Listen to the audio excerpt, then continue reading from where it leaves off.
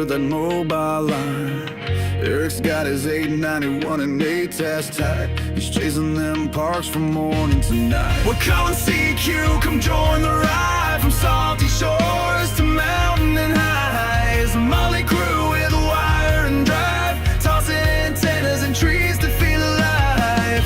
Once a month we light up the stream. It's Northeast Ham Radio, living the dream.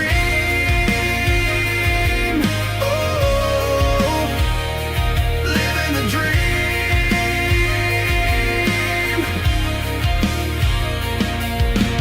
Izzle's in the woods with a stogie lit. Got his logbook down in a chair that fits. But toss him a chip with that barbecue tang. You'll get a ran in the Hamburglar fang. Matt builds them tough and tunes them clean. Reliance hits like a well-oiled machine. Toss a wire in a tree, no need to prepare. 5-9 signals floating through the air. We're calling CQ, come join the ride. From salty shores to mountain and highs. A motley crew with a wire and drive, tossing antennas and trees to feel alive. Once a month we light up the stream. It's Northeast Ham Radio, living the dream. Oh, living the dream.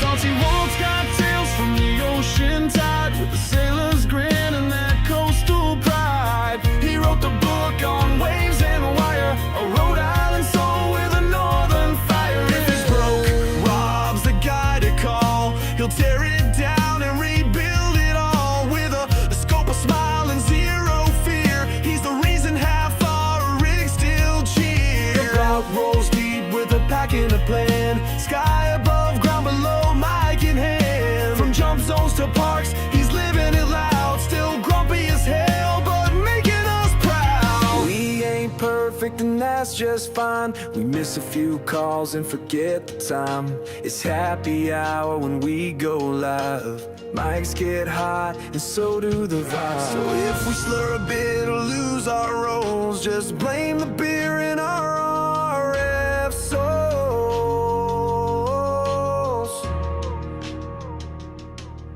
Marvin's got the badge and the winter plan. He'll brave the cold with a rig in hand. When the bands are rough and the tans are low, he's the ham radio guy putting on a show. From Rochester's Edge with a voice so clear, Mike's rocking AM on the modern gear. He's hitting the air with that VHF bite and logging port up till the stars say night. Todd's blowing finals at field day again. Still a proud general, won't let it end. Talks baseball more than he checks his SWR. They'll snag that contact from a mile too far. Just roll slow through the woods and mud. Mass plates on the FJ, tires chewing the crud. He'll find the path where the signals roam, with a calm CQ from his overland home. We're calling CQ, the signal's wide. From the coast to the pines on the mountainside. We're a band of hams with stories to share, tossing wire and trees,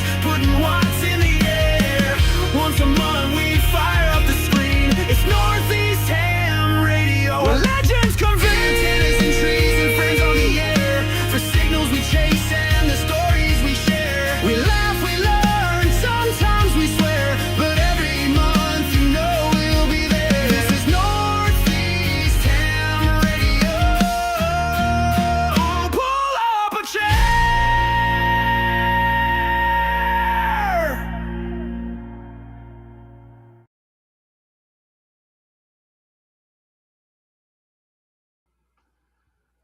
All right, now it's working. Woo. All right. I was gonna click the button, but I figured you had it. So Yeah, I wasn't. I'm still learning, and like when I did a live stream not long ago, like it kept looping my intro. I finally learned how to like take it off a loop or whatever. So you know, amateurish, right? You know, it's it is what it is.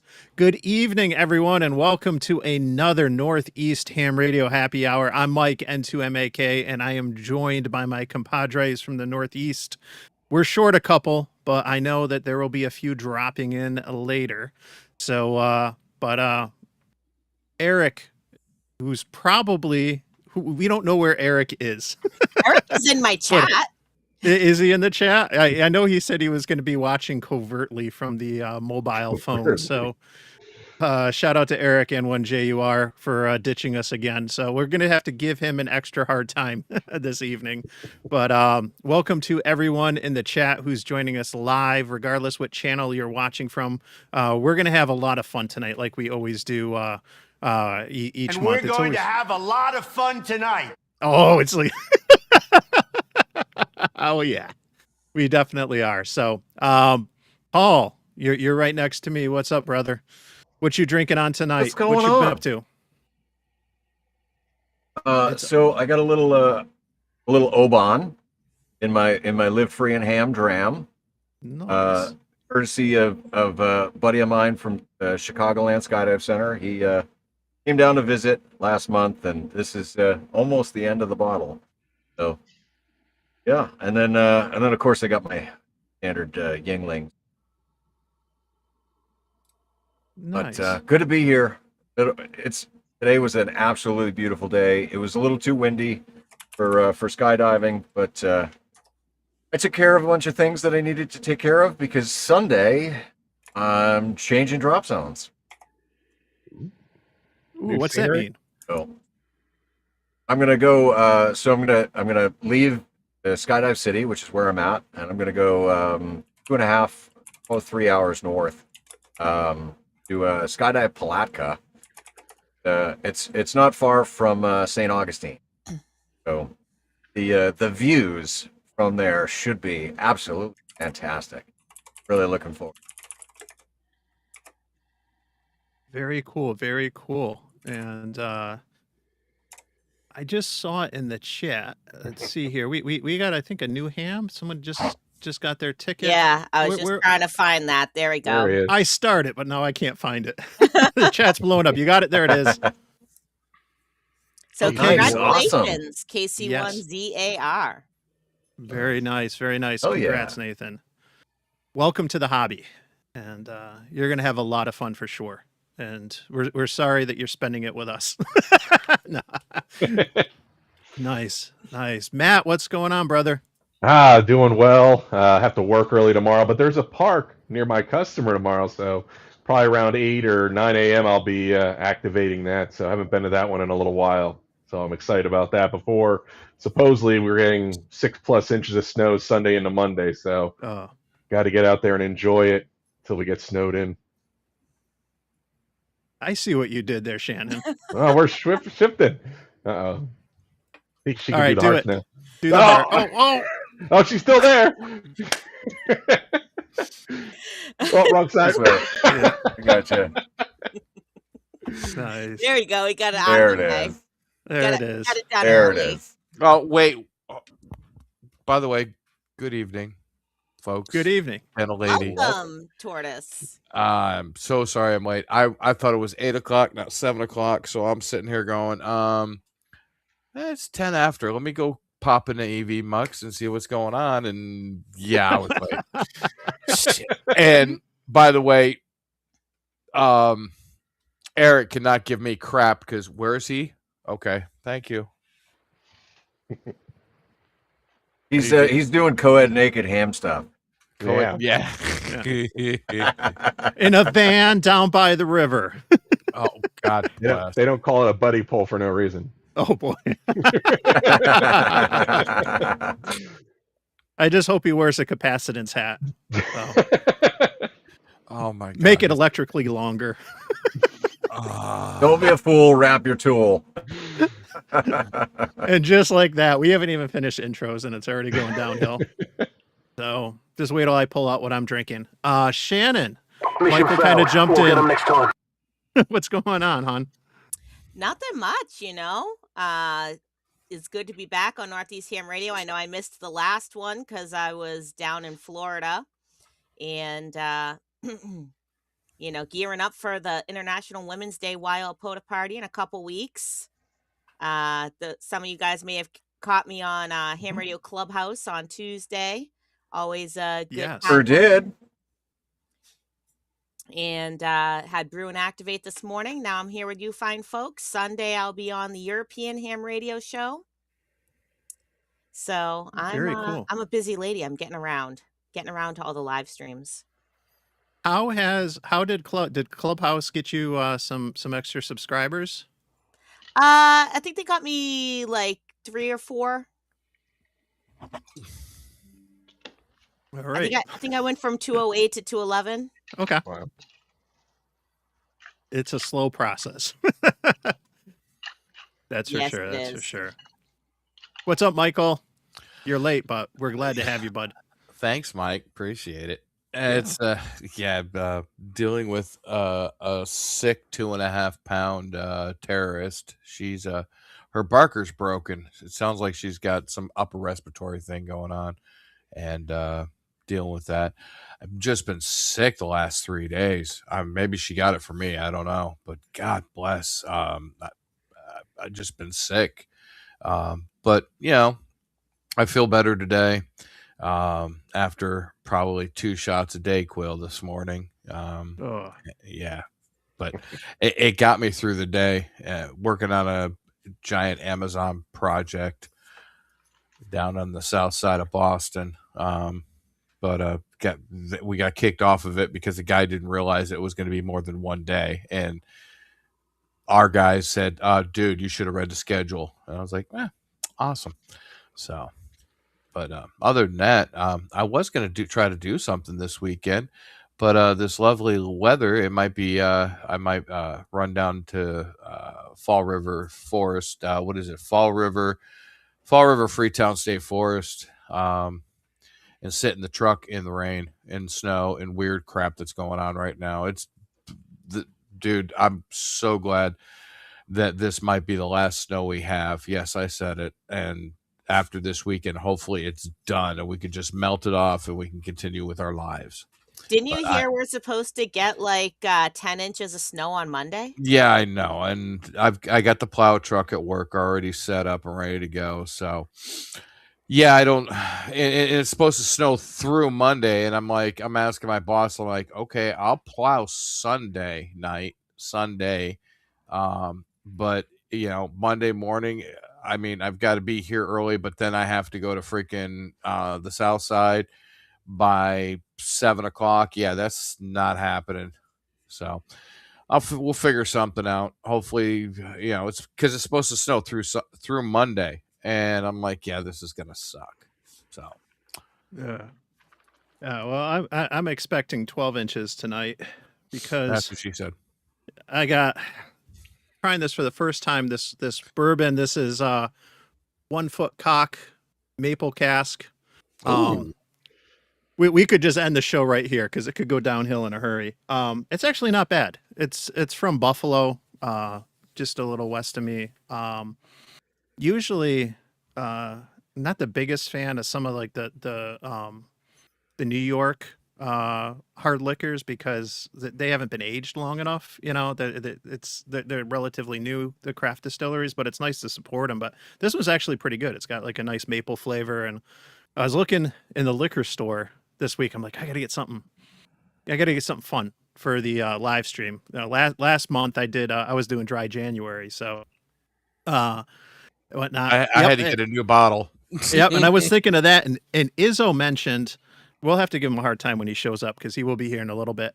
But he was talking smack about he's not a big fan of maple, and on Clubhouse, if anyone remembers, and stuff. I was just like, you can't live in the Northeast and not like maple, at least in my opinion. But yeah, no. So far so good stuff, and just as all the snow melts up here, it is like 40 and rainy. Like all the winds are kicking in now, and we're gonna end up getting snow again.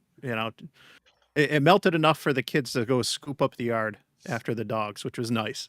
So Find those nuggets. yeah, I put them. It's their winter break, so they got put to work. It was a 2-day process, man. It's anyone who's got dogs in the Northeast knows what I'm talking about.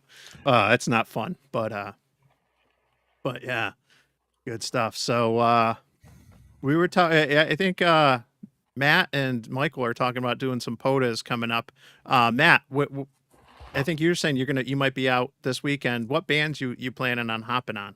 Probably 20 and 40 tomorrow. Just want to do a quick maybe hour at that park. Like I said, I have to be at a customer around, I don't know, 5:45, 6 a.m. tomorrow, early one, and then hopefully done by 8 o'clock. And they are literally just a mile and a half away from this park. So it's Okay. awesome. I'll just roll in there, get some contacts, and play around with some. Did you see they come out with that new digital mode, FT2? Yes. Yes, I want to Yeah. play with that. I might play with that. Not many people on there, I heard, but I'll see if anyone's up that early playing with FT2. I heard it's really fast. You have to get your clock speed Dead super nuts. accurate. Yep. Oh, you got to start running. What is it? Dimension. Dimension. You got to get Yep. Dimension. Yeah, you got to get Dimension running on that. Dude, I've got it running on my computer 24/7 now because yes, it's Windows. So yeah, might play a little with that, but definitely do SSB in the beginning. Very cool. Very cool. Yeah, it's interesting when I saw about this. Yeah. What? Yeah. Yeah. 3.8 seconds fast. a cycle. Yeah. Oh yeah. Yeah. Now it's not gonna decode or it's not gonna be what's the word I'm looking for? See, but I already have one drink and I'm already struggling. It's not going to be able to pick signals out as efficiently as FT8. Right. Yeah. It's got to be. Is, I guess what I'm a getting higher signal to Well, noise like ratio. Yeah. negative 14 decibel or something. Yeah. Yeah. That's what I was Yeah. saying because, like not that many people go on FT4 anyway, even though it's faster, but because it's faster, it also doesn't work as well with weaker signals. So the faster you go, then kind of the worse it's going to decode depending on, the signal strength, the noise, the QSB, all that good kind of stuff. Yep. So you will need a better antenna than you do on FT8. Yeah. That's for sure. But I think I can see it being nice for contesting purposes. With it being a little bit quicker and stuff. It's always nice to have options because I've gone out to do digital activations, and if you hop on, say 20 meters, and certain like on a weekend, it might be like wall to wall. Like there's really no open spot when you're activating to try to find and everything, and it's nice to be able to switch. Okay, well, let me go to FT4 then, or go to a different digital mode. So it is nice to have those options from time to time. So at least when you're trying to carve out some space in the spectrum. So very cool, very cool. What antenna? I gotta ask. Definitely the end fed. If I'm going to try that, it's going to be the Yeah. end fed. So that's Okay. why I'm only doing 40, 20, maybe 10 if 10's open at that time. Tomorrow we'll have to see and go from there. The solar cycle seems to have calmed down a bit, and not many FT1. Was that like 1.6 seconds? Yeah. Need AI to decode and make contacts? Yeah. That's awesome. Nice. So yeah, end fed half wave, toss it up in a tree, and get some contacts out of that. Very cool, very cool. Paul, did you do POTA with any of the guys from when Hamcation was going on? Did you get together and do any of that? So I went to the POTA meetup, which was Okay. a hell of a good time, and I did put a little video up. It's currently channel members only, Okay. but it'll go public later. I did not activate though. I just kind of took it all in. I wasn't there to activate because if I wanted to activate the park, I could have sat down at any one of the, I think, 10 freaking stations that were set up, and sure, I could have activated it, but I wanted to socialize and see everybody and kind of just take it all in. So yeah, I just watched and enjoyed all the people bitching Nice. about interference. Sometimes it was like a summer field day. Yeah. Sometimes it's like that too, with whether it's with playing radio, like doing POTA, or just going to things like Hamvention, Hamcation, the big shows. That to not have to worry about getting on the radio sometimes or making videos, to be able to be there in the moment and enjoy people and just kind of take it all in. There's something to be said for that, you know. And look who just dropped in. Trouble. Mr. Barbecue Potato Chips himself. I only had 3 chips. That's all it was. That Maple doesn't make flavored me, barbecue chips. it doesn't make me a lover of it. Anyway, good evening, everybody. Is those new favorite chips are barbecue maple? See, Grouch, that's how rumors get started. It's that's the problem we have in this country right now. Bad rumors. I got some maple bourbon for you here, Izzo. So We got that one-legged cock, or what's it? What's yeah. One-legged cock. Yep. 1 foot cock. 1 foot cock. Sorry. Yep. All right. Good stuff. What kind of stogie you got, brother? This is a Nicaraguan. This is called the Inch, and I got to finish that, and then I got the other one when I'm done. So I'll probably be done in about 30 minutes with this. So just had a meeting with some people, ran home. Not sure what kind of weather you guys got. We got pouring cold rain since 10 o'clock this morning. Is that pretty much the consensus? That's what we've got. Like everything is. I was joking earlier. Like the kids were scooping the yard after the dogs because like all the snow's disappearing. Like all the mine snow that is. we You had. can have all mine if you want, man.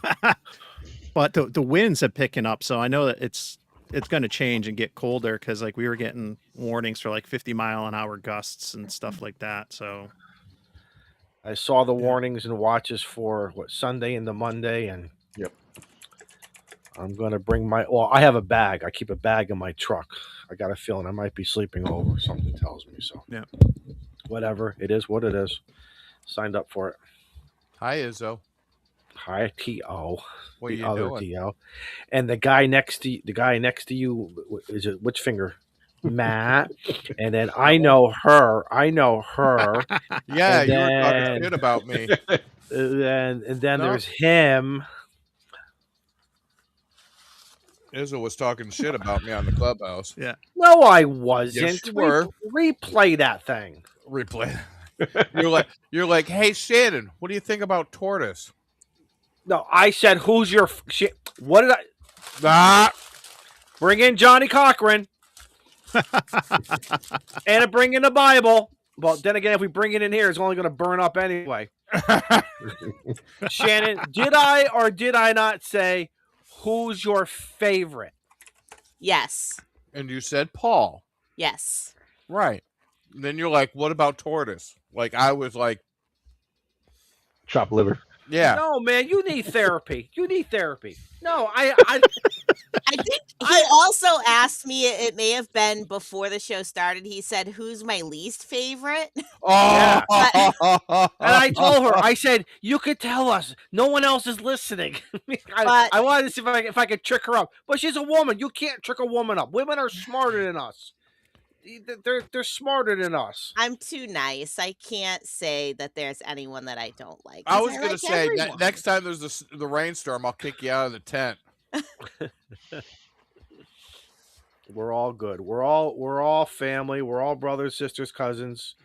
Whoa. And we all have a 1 We're foot cock. family. So- Everyone's got favorites. Some of us are like third cousins 5 times removed, you know. You know, I've never understood this remove stuff. Does that mean somebody got divorced or died in the family? How do you get removed? I'll never understand. I don't know. I think it's something down in Arkansas. I don't know. Listen, Maybe Alabama. for those of you that Might be it might be an Alabama thing. for those of you that don't know, I'm a genuine genealogy buff, so I can explain to you what removed means. But Please, what? Please, Why? well, so you open your mouth. Let's go. So removed means that two people are on different levels of generations, right? So like my first cousin once removed, we have the same grandparents, but for them it's their grandparent, but for me it's my great grandparent. right? I'm Does that make sense? still more confused. So my first cousin once removed is my mom's first cousin. Slow Okay. down. Does that make Slow sense? down. No, Oh, we gotta yeah. have pictures. Men like pictures. Pictures. All right. So we have a Yeah, family. we need a family tree diagram. Right. Correct. So we have a family here, Shannon, Yeah. and then you have the mother over here, right down, Yeah. and she has siblings. Correct. Doesn't make a difference if she has one or 10. Right. Yeah. Are we correct so far? Yeah. All right. So take us to the next step. So my mom's cousin, my mom's first cousin, right? So the Where's it? Give me over here. children of her aunts and uncles, right? They're her Yeah. first cousins, right? We understand what a first cousin is. Correct. So now my mom has given birth to me, right? So my mom's first cousin is my first cousin once removed. They're not removed. They're cousins because of the bloodline. Where are you getting the word removed from, though? That's Because they're one generation removed away from me. So we have the same grandparents, but for my mom's first cousin, it's their grandparent, right? But for me, it's my great grandparent. okay. I think I figured it out, and maybe for me, what's going on in my head, my comprehension of the word removed is that you've been removed from the family. Guys, am I right? It has a different meaning in this context. I think yes. I think you're getting confused with the terminology removed, but it's like you're one generation removed from that person. One generation separated. Okay. So it's not a bad thing then. No. See, I always thought it was Mhm. a death, a divorce. Somebody got a shotgun wedding, but they didn't want to do it. Who left me at the altar? Somebody fell down the ditch. They got removed. Something like that. Something dramatic like that. That altered the 23andMe or whatever you want to call it. The 20. Exactly. I'm done.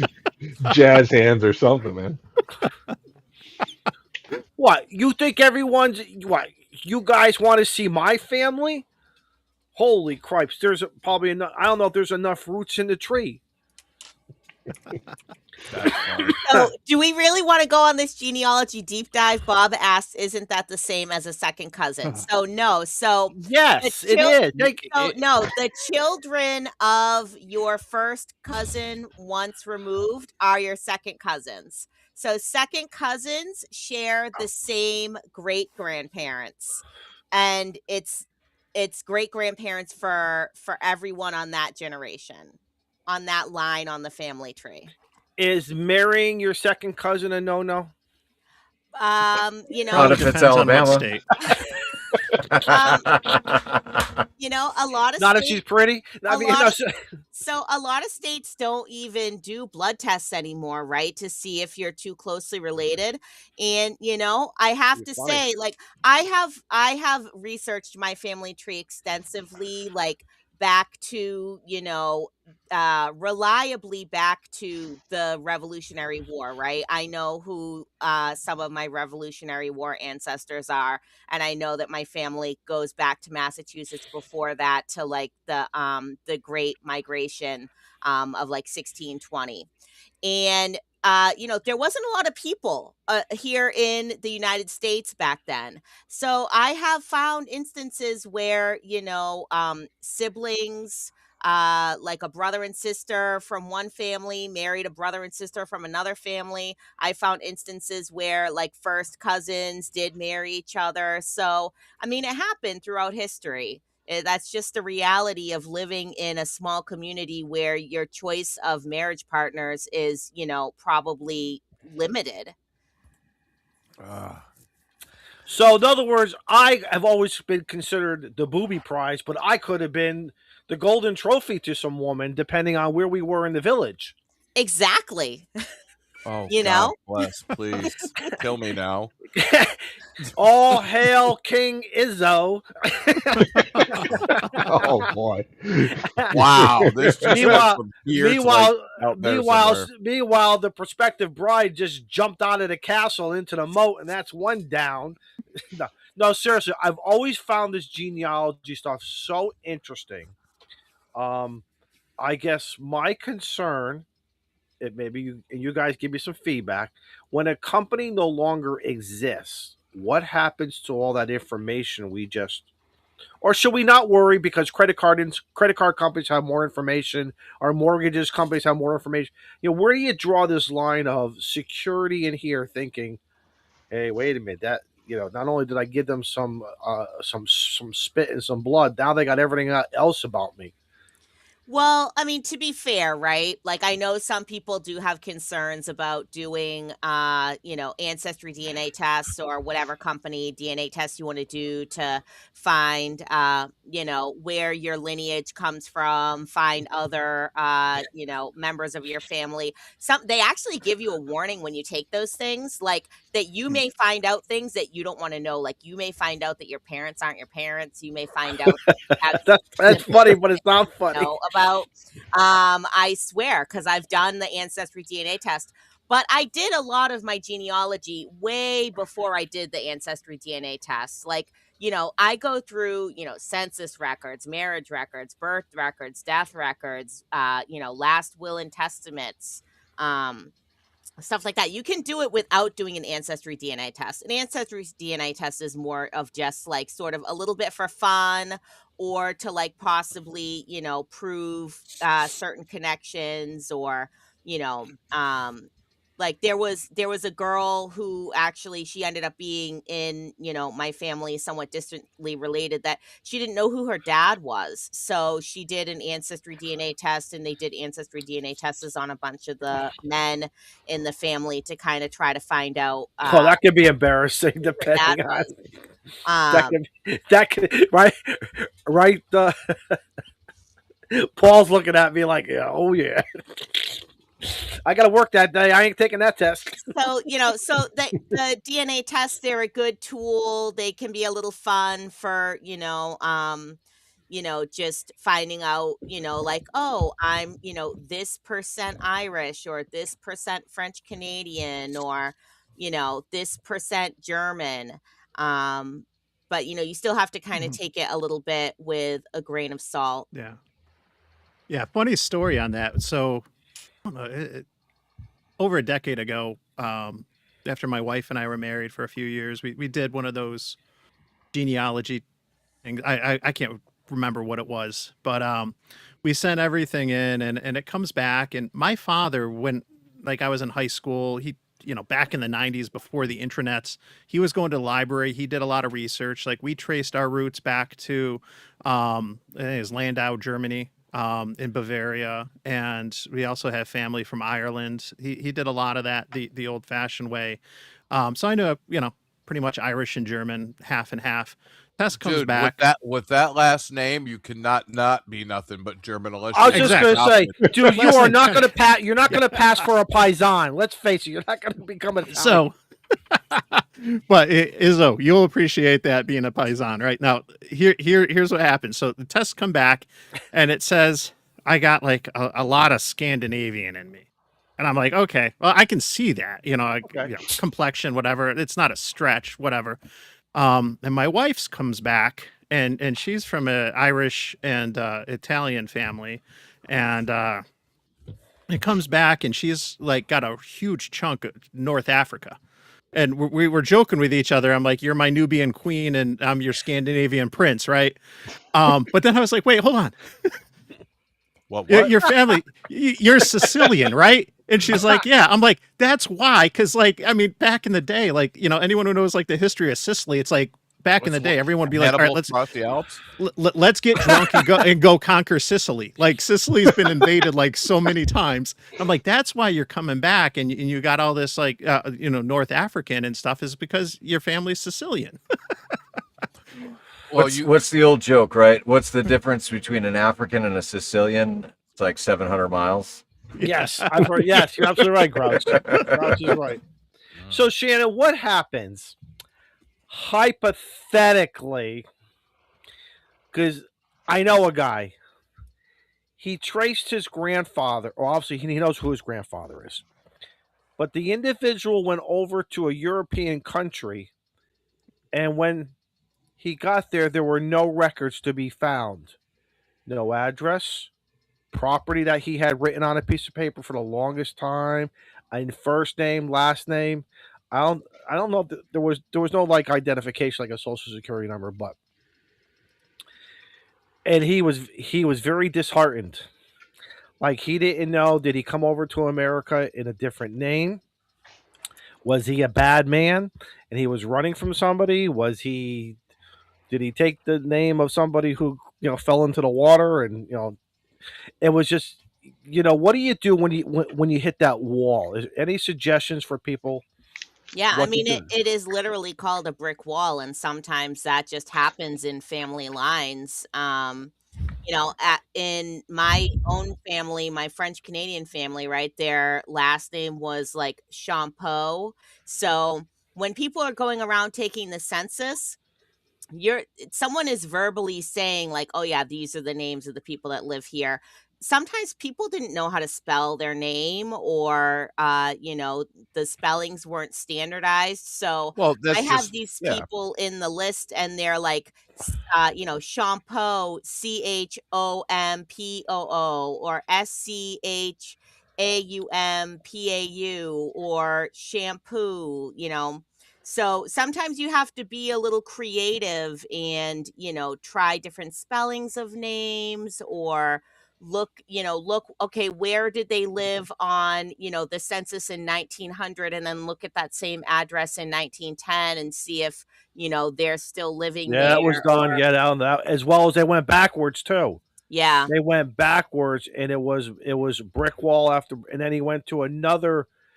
I don't know if he went to like a federal government. It's different than how we have things here, but he came home and he was very depressed. And of course, it was the greatest. We had the greatest jokes in Thanksgiving and Christmas until he, got mad and started, almost throwing food at us and telling us to shut up.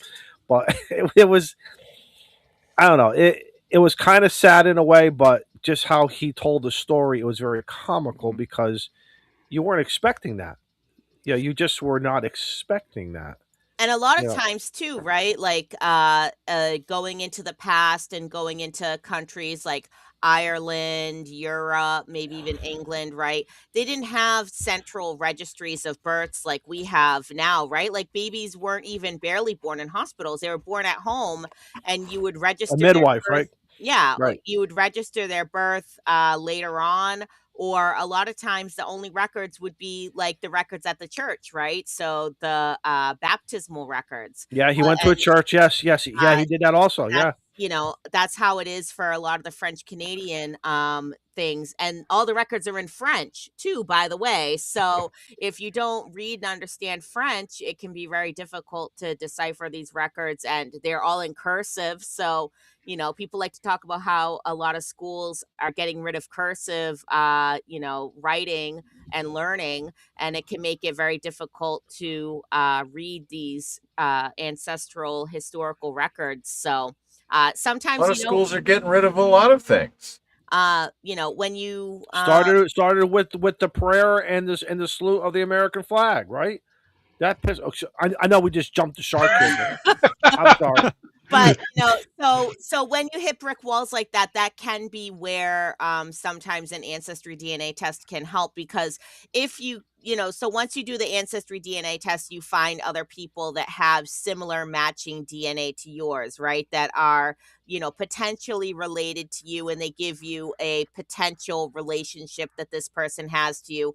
So if you can narrow down the family lines of these people that are on your list, and you can say, okay, I know that this person came from this line, this person came from this line. Then if you find those people that you can't put into a category, then you can say, okay, let me talk to this person, let me investigate a little further, because they may be able to help you break open that brick wall that you've been having a problem with. They may have firsthand records, copies of the stuff that you're looking for. So What? Yeah, yeah, Eric, shut up. We're just reading the comments. No, so this individual hit the brick wall in two or three areas, and then, and I remember him explaining it to us. He says, "I wasn't expecting to come from royalty. I wasn't expecting to come from the guy from the peddler, the small businessman, but he just, I guess, in a way, we all want to find something about our families in some weird way. Whether you had a good childhood, bad childhood, or whatever. I guess somewhere we want to find something because I think where we are with TV.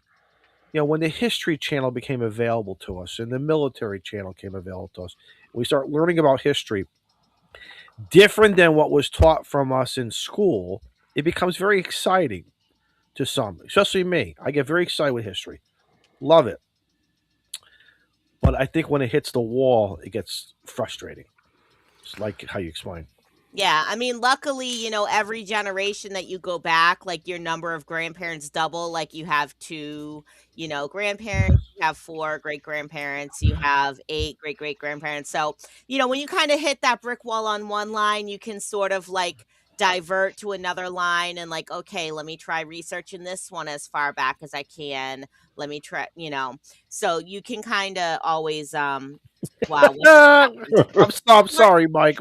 poor tortoise must be so bored. I'm No, sorry. all I'm thinking is I did my genealogy, and every Lathwood in the United States, there's only like 36 of us, Right. are related to me. Every Lathwood in Africa, South Africa, is related to me. Every Lathwood in continental Europe is related to me, including England. So who came over to America then, Mike? It was my great grandfather and my great grandmother on my dad's side, a Haverly and a Lathwood. And where and what part or like what? Well, they like came from East England. Coast to where? East Coast into East Coast. New York City. Got it. I've got the pictures of. See, that's nice. We all want that. Amen. I think secretly we would all love something like that. It was tough to trace back, though. I mean, because I didn't know a lot about my great grandfather, my great grandmother. So, but they came fresh off the boat. They were kids with my great great grandmother, my great great grandfather.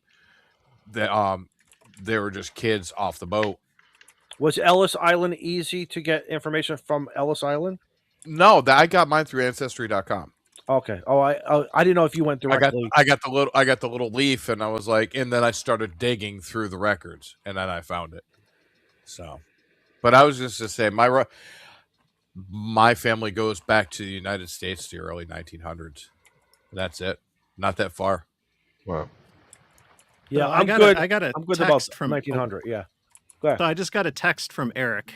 He Oh, said that he's like, you got to get control of the show, and he Oh. said the trick is to always tie it back to an antenna. So who knew that Yagi and Uda were cousins twice removed? Yeah. Yes. And Rybakov was the redheaded stepchild that never made the fucking cut. Right. And Louis Varney, who was G5RV, married into the Reliance family. Am I right? Am I right, Matt? Come on. Yeah, pretty much. Sounds good to me. Everything's full circle with an Alex loop. Yep. Well, where the hell is Eric? I was worried about being late tonight. Where the heck is he? I don't know if it's date night or Secret mission. I was late. Don't feel bad. I was 10 minutes late. I looked at the clock and I'm like, oh, what's going on at EV Mux? Because I thought it started at 8. No, it was 7. So, all right. Eastern time. You should know by now. Yeah. These ones start early. Oh yeah, because the old men need to go to bed. Right. Oh. Do we all come from either Africa or somewhere Nordic?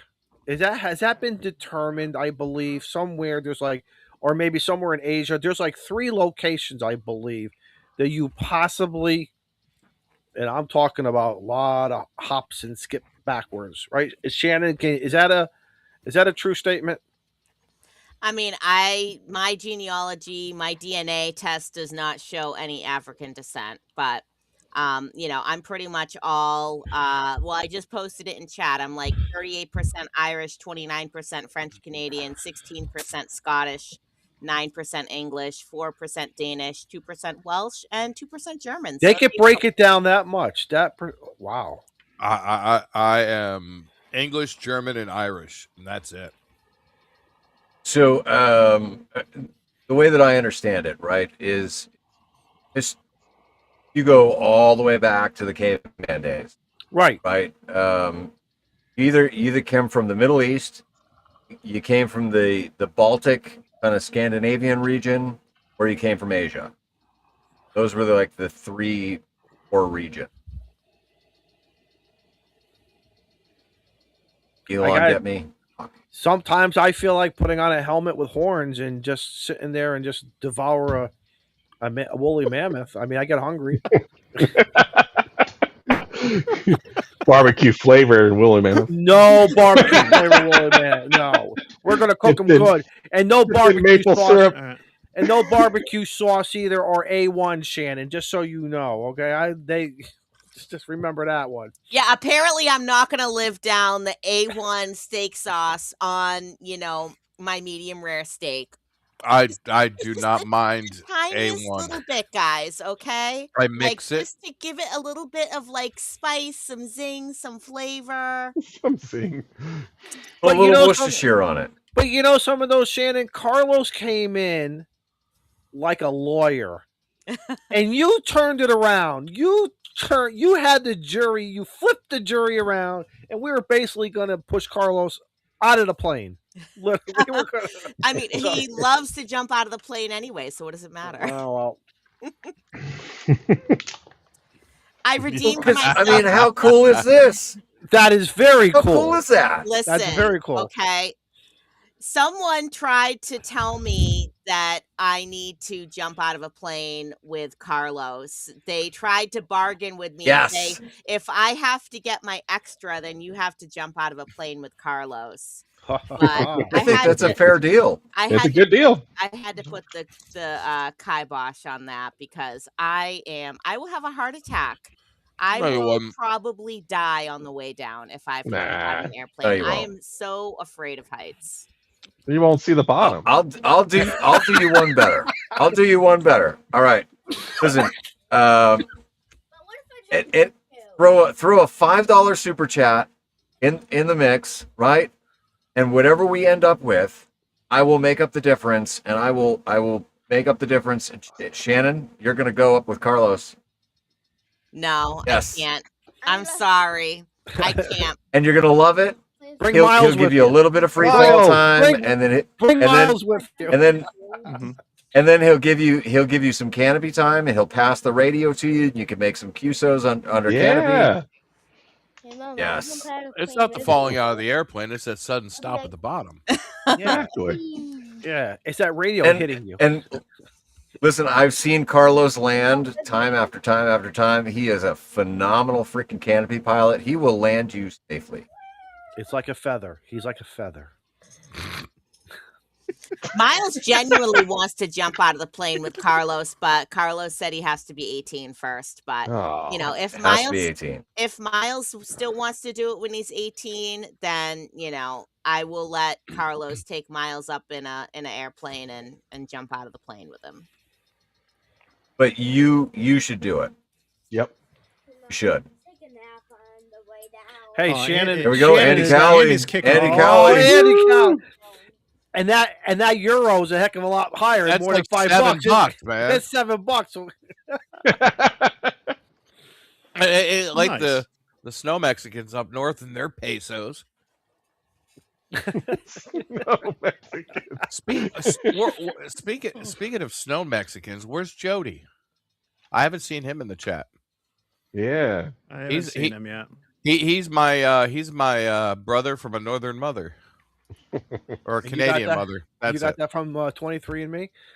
Yeah, he's my brother from a Canadian mother. Very nice. Thank you for the super chat there, Andy.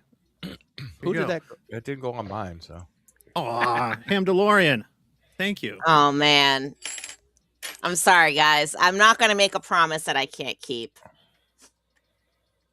I do want to appreciate jump with Uh-oh. Carlos. But That would be fun. But I appreciate every super chat. See, there you go. We'll get Mike to do it. Hey, Mom, I'll jump out and... Mom, I do want to. I'd love to get down. It's tough to get down to Alabama. It's easier for me to get out to Hamvention, obviously, but I know that Carlos he knows more. I think like Mom, the what if I jump Hey, out with Skydive we're Cincinnati gonna or whatever. be- There's like some restrictions with the tandems out there. But We're gonna if we're I got gonna to drive jump to for Chicago Dayton. or what's that? We're gonna gonna jump jump? at Dayton. But can you do tandems? Yeah, why not? Yeah. I thought I last thought year there was Last year he couldn't do three. tandems. Oh, I thought last year he did 3 from Alabama, from Huntsville. Yeah, Was it Huntsville Renee? he can do the tandems. I don't think that he could. No. Last year he couldn't do them out in Dayton. So There was 2 in Huntsville. It was Jim and Jess. So when did Renee go? Was that That was a couple years ago. okay? But here's a little secret that maybe you didn't know. Renee is going to be at Chicagoland Skydive Center in June Nice. to do ground school and her AFF course so that she can get her A license. Excellent. Very, very excited for Miss Renee. Yeah, Excellent. that is awesome. oh man, thank you guys so much for the super chats, and we're gonna make sure that these go towards jumping for sure. What I was gonna say is one of the things I want to do if I get a chance to jump with Grouch or Carlos is I want to do it if I can get on the radio. I want to jump and call out on 220. I want to do parachute mobile on 1.25 meters. I have no shame. I will totally hit up Kenwood and be like, "Hey, we know the ICOMs are drop tested, right? You all sell a $500 radio. Otherwise, I'll jump with a Fang. But or an Alinco. I got a couple. Oh of no, Alincos you don't that'll want jump to you don't want to jump with a Fang. Okay, then I'll jump with an Alinco. Nope. But 'Cause I I've think been it'd there, be fun. tried that. And And Yeah, What what was the end Oh, of the it's terrible. Fang story? No, Okay. it was absolutely terrible. Was no, it? the Baofeng under canopy, terrible receive, terrible transmit audio quality, just absolutely Really? terrible. Wow. Wow. Oh yeah, yep. oh, I have some ham news, but you go ahead. I'm gonna go find this picture. way to ruin the giveaway tonight, Grouch. We don't want that radio. Can't jump out I'm of just saying. plane. Listen, a Fang is an okay radio. It just is terrible in the air. Man. Yeah, no, I can see that with the receive on it, like especially once you get up high. Yeah. And you're starting to pick up all kinds of stuff because you're line of sight for miles and miles and miles more than you would be down on the ground. That actually makes sense. I never thought about that. When I can hear you in the 911 center, we have problems. Yeah, no, my first parachute mobile jump that I did with Carlos, I took the Fang because I figured like, well, I mean it's $25. Like if I drop it, it's no big deal. Right. $20 is $20. Right. And you're like, if I But- don't make it, the Fang makes Yeah. it. You know, I mean, at least something made it. But so for the channel members that can see that video, because that video will never go public. That's the very first parachute mobile. I struggled to get Carlos, and then I struggled to get Renee and Steve on the ground, and like I mean you can hear the audio where like my audio level is there, and then it's just gone. And Carlos couldn't hear me anymore or anything. And the next day, I jumped with the FT3D, and I made 17 contacts. Wow. Wow. Nice. And that's quick. And Paul, what's that? 17 contacts in like what? 2 minutes maybe? You don't have a lot of time. No, it was about 12 minutes. Oh, okay. Okay. Very cool. You get like 12 to 15 minutes under canopy. Don't share it yet, Mike. Okay. Michael's got something queued up for us now. I'm glad you mentioned that, Paul, because like that's helpful to know, and it makes total sense. Like when you think about the receivers and the sensitivity and stuff on the fangs and how easily they can be desensed and compared to some other radios. Okay. Yeah. Now, granted, I mean, I didn't have a tiger tail on it, so that may have made a difference if I had done that. But you really shouldn't need it, right? No. For those that missed it, this week I did a parachute mobile via All-Star, which that was really That's so cool. Okay, how did you do that? What's the equipment and where were you go? Like how you're obviously going into a talk group, an all-star talk group. Yeah, so the node here in the trailer, Yeah, it was connected to 580.871, which is the live free and ham node, yeah, which is also connected to Jason 2.0's hub. correct. And so I tested it a couple times, like I could hit it from the loading area, and then once I got up in the plane, I tested it a couple more times, before we got to full altitude, and I was still able to hit it. So I had a lot of confidence that it was going to work and it was going to work well. But it was one of those things that, like, I never tried it, and so I got out of the plane at 13,700 feet. I was fully opened by 12,500, and the downside was I was Bluetooth. I had my old motorcycle headset connected to my helmet, and so I had that connected Bluetooth to the FT3D.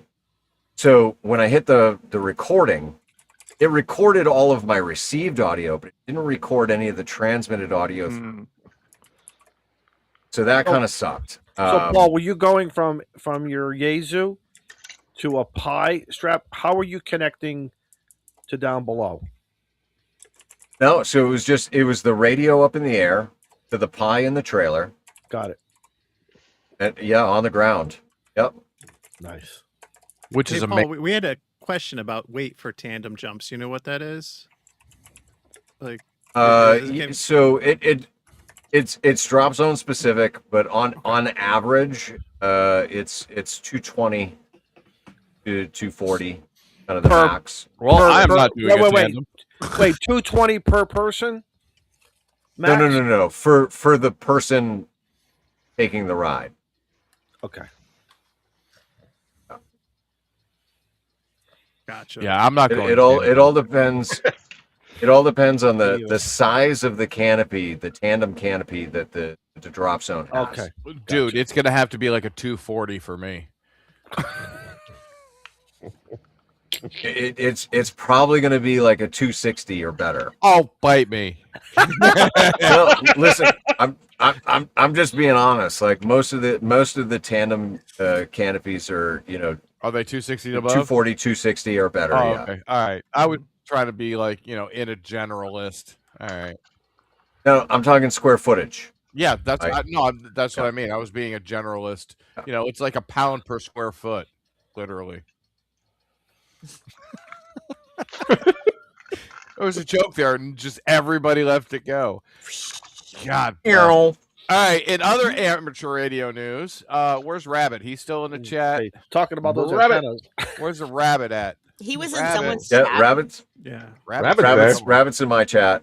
Is he in your chat? All right. He hopped on in. I don't even know whose chats I'm in. I'm in 4 chats right now. It gets so confusing. That sounds like a personal problem. So, he didn't come up yet. So, Rabbit and I have been talking about this, and I thought this was cute. I like that. I like those. That's nice. Who quit playing with it? Cute. We're both double clicking it at Yeah, the same right? time. So it's in Dude, the I love it. It's in the works. That's awesome. It's in the works. Did you see the frequency on the radio? Yeah, on both Yeah. of them. I'm like, And the other one says zoo, but this one says 14,300. That was Rabbit. That was his little touch there. But yeah, we put this together. So we're in the works talking about it, trying to get a night that we can do it. And I've got to get into EV Mux and start building a studio. So, but Very cool. it's going to be the tortoise. Yeah. I figured that'd be awesome. I like that. I really, And really do. he actually mentioned it at one time, and I didn't see it. He said it in the chat at one time, and I was like, "Dude, I didn't even see that." So you had the idea before I did.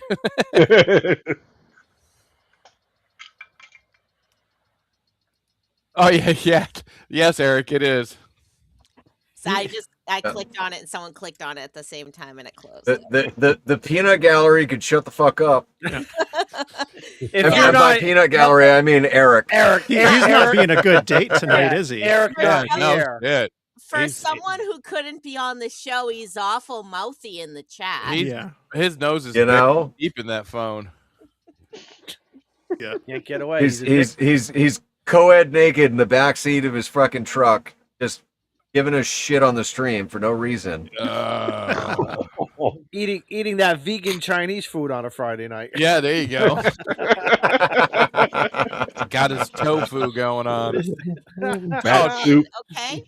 Don't get me started with tofu. Tofu is so disgusting. I was just gonna say tofu is good. Oh. I love tofu. And I'm not even like vegan or vegetarian. Tofu only tastes like whatever you cook it in. Exactly. Yeah. Other than that, it tastes like the Thai food place. I get like tofu pad Thai or like deep fried tofu triangles. No. I'd have to be on the island. I'm not eating it.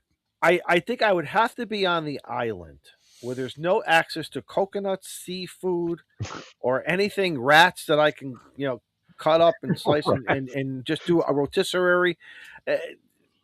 If the tofu tree is there, I don't know. It's exactly.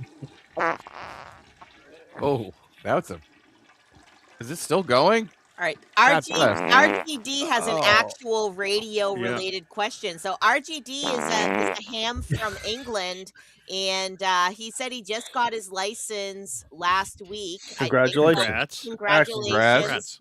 So here in America, the digits in your call sign, for the most part, has to do with where your license was issued. So the Northeast is call area 1. New York is like call area 2. There's a map. I know California is like call area 6.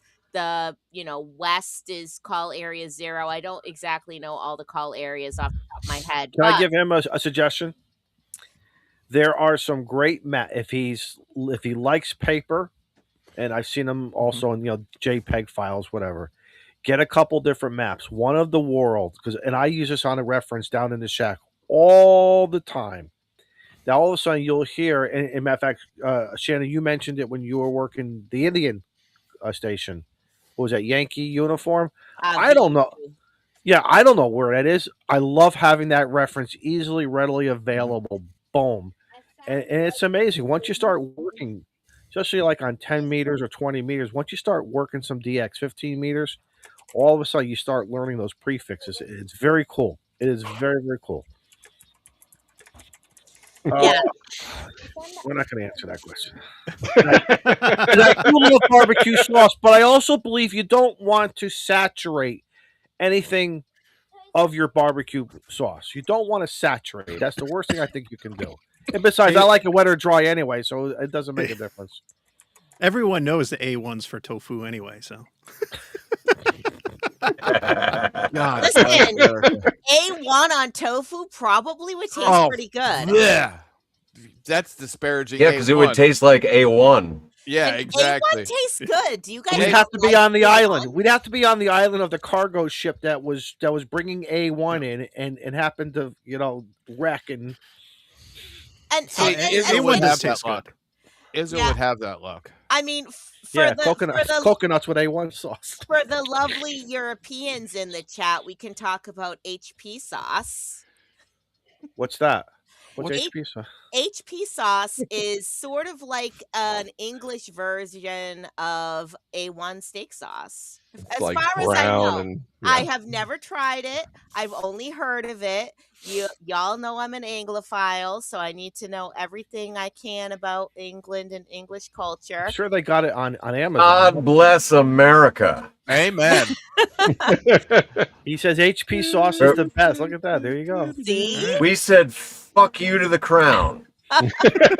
That's why we took the tea and we threw it into the harbor. There was a reason for that, wasn't it? Exactly. It wasn't only about the taxes, was it? We threw their Listen, freaking their bullshit A1 sauce in the harbor too. Listen, all right. If you actually look at English history, during the time of the American Revolution, when we were crying about the taxes that we were getting over here, we were paying less taxes than what the English people in England were paying. Well, it's funny you said that. No, she's serious. Because when the war was over, George Washington had a meeting with everybody. And you know what he said? How are we going to pay for the war? And he was coming up with ideas. And everyone was like, wait a minute, that's a tax. That was the whole reason of us having the war. No But whiskey Washington rebellion. said we have got to pay now. We have bills. And how are we going to pay for these bills? It was just kind Tariffs. of ironic. A tariff, right? Whatever you want to call it. Whiskey tax. Here, Whiskey Shannon. tax. Look what I found for you on Amazon. Oh, A whole 2-liter A jug 2 of HP liter. sauce. Someone buy that for her and ship it to her. Someone buy it and send it to her. It just popped up. I was like, oh my God, 2 liters of this I crap? want 2 liters of HP. She'll be taking shots at that next live stream. Oh, no. listen, okay. Bleh. Drop it in the super chat if you guys want to see me take a shot of HP sauce. I'll do. Okay, I won't jump out of an airplane with Carlos, but I'll take a shot of HP. Does it have a sauce. consistency like the A1 ketchup? Is it thick or is I it don't like know. thin? I never have tried no it. idea, find out. dude. We're gonna find out. Oh She'll my find God. out. Yeah. Uh-oh. A1 sauce is older than HP. I looked it up. Is it really? 1820s. Yeah, 1820s for A1 sauce and 1895 for HP. So the British copied us. Yeah. See, look, there's the comments again. His comments. He's watching. He's listening. There's plenty of room. There's plenty of room in the stream. Come and join us. Yeah. We'll put you right in the middle, Eric. Just put your clothes back on. Please. Yeah, really. Yeah. Wow. Hey, since we're an hour in, and yeah, Oh, hour Mike, in, didn't you have a Had something, giveaway? Mike. I do. Yeah. I do. And, What are you and giving we, away, we can Mike? go back to talking about condiments. God But, bless. I hope it's not a Bowfang.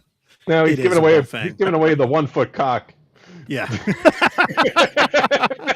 Which is really only 6 inches. I could break character for a moment here. Better to talk about condiments than condoms, okay? Yeah. What the So- hell? It's camouflage? What if Here you we go. lose- Yes, you it is. drop it and you lose it. Right. Yeah, there it is. It's a Baofeng K63 tri-band, Oh, 125, Oh 70 my gosh. centimeters. Eric just sent a $20 super chat.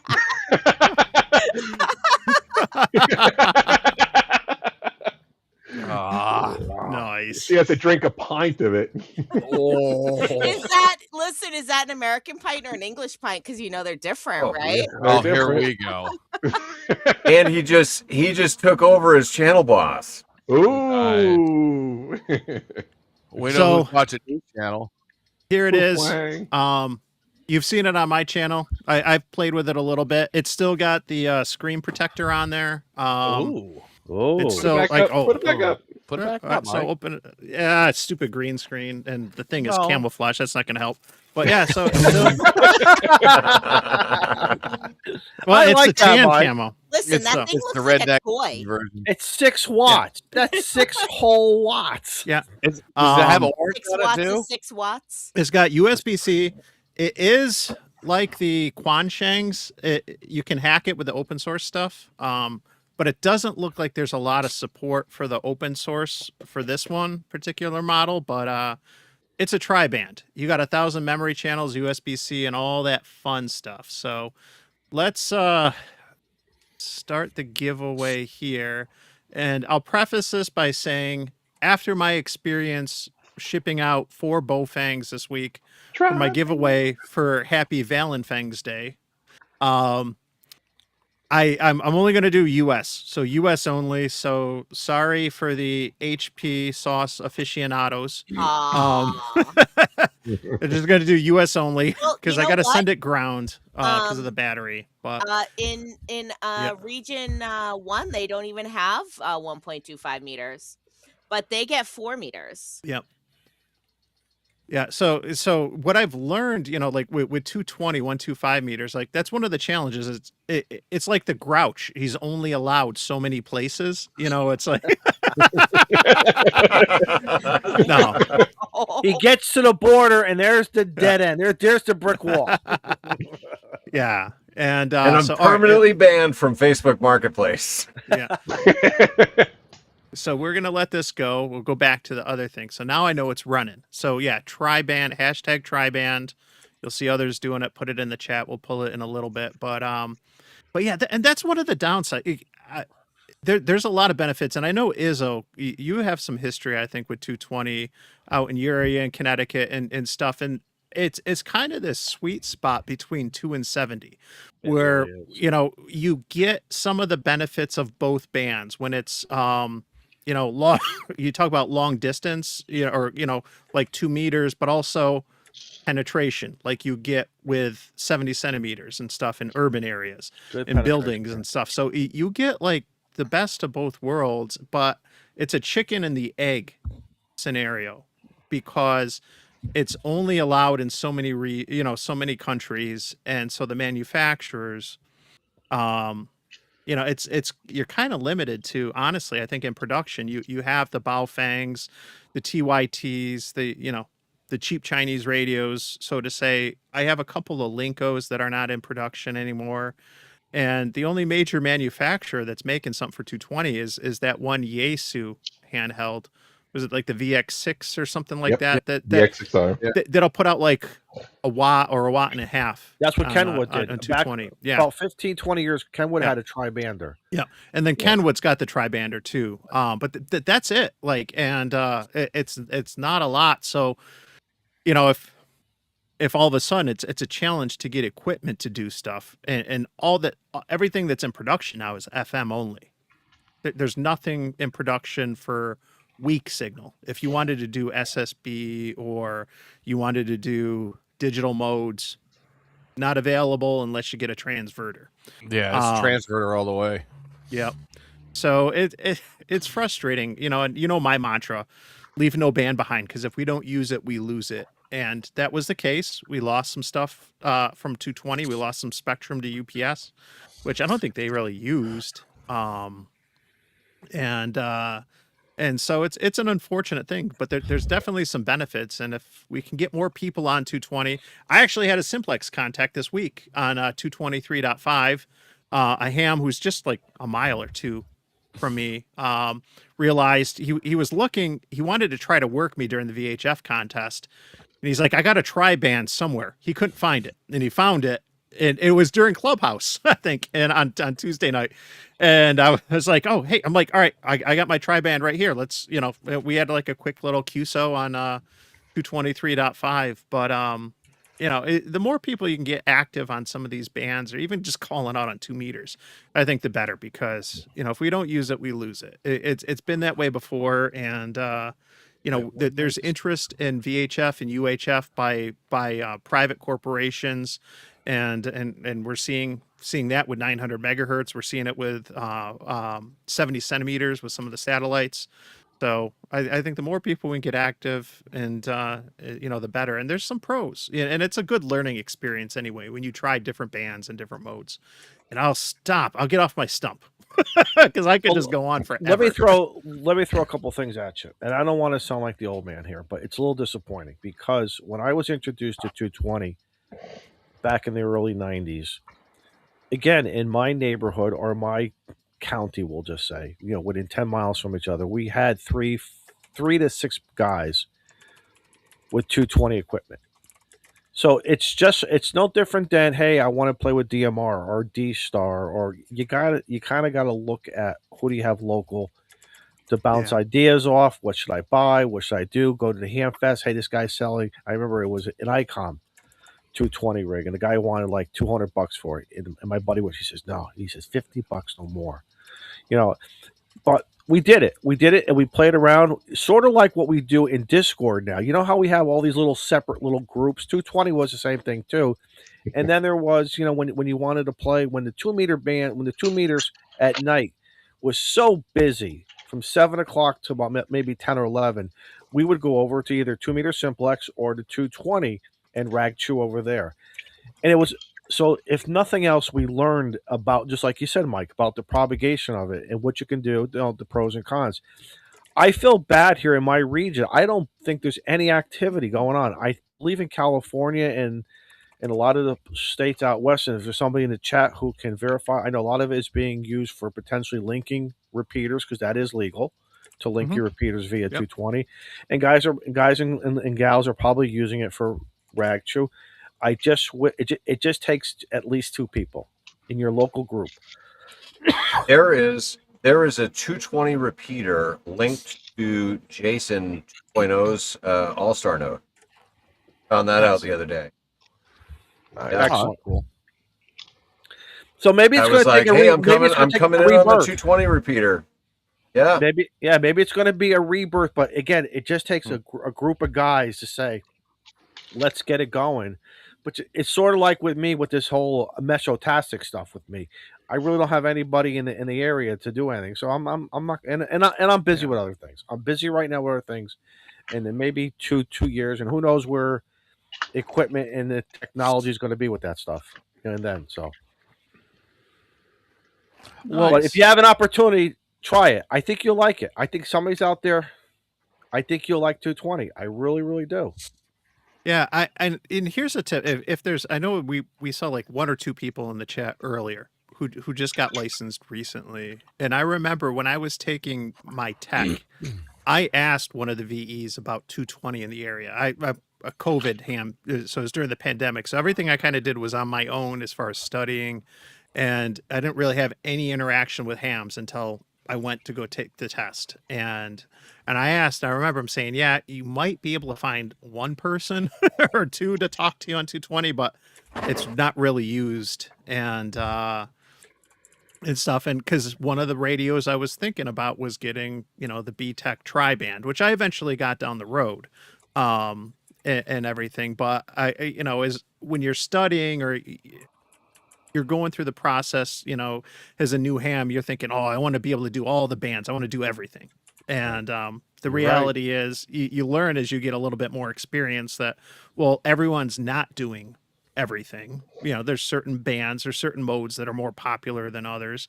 But you also realize that there's no radio or antenna that does everything right. And that's why we all have so many HTs and so many transceivers and so many antennas, is because, there's no perfect one. So. Mike, are there any mobiles out there? Because I remember I had this Kenwood mobile. I can't remember it was a tri-band mobile. It came with the 2 meter and the 77 meter. Then you can add a third module. You had your choice of 50 megahertz, 220, 1 point something, I believe, as of course I put the 220 in, and it was fun to have 35 watts. And all I had on my truck was a quarter wave, but man, again, based upon the repeaters that I was using, and as well as the local guys, and I bought another one, put it in the ham shack.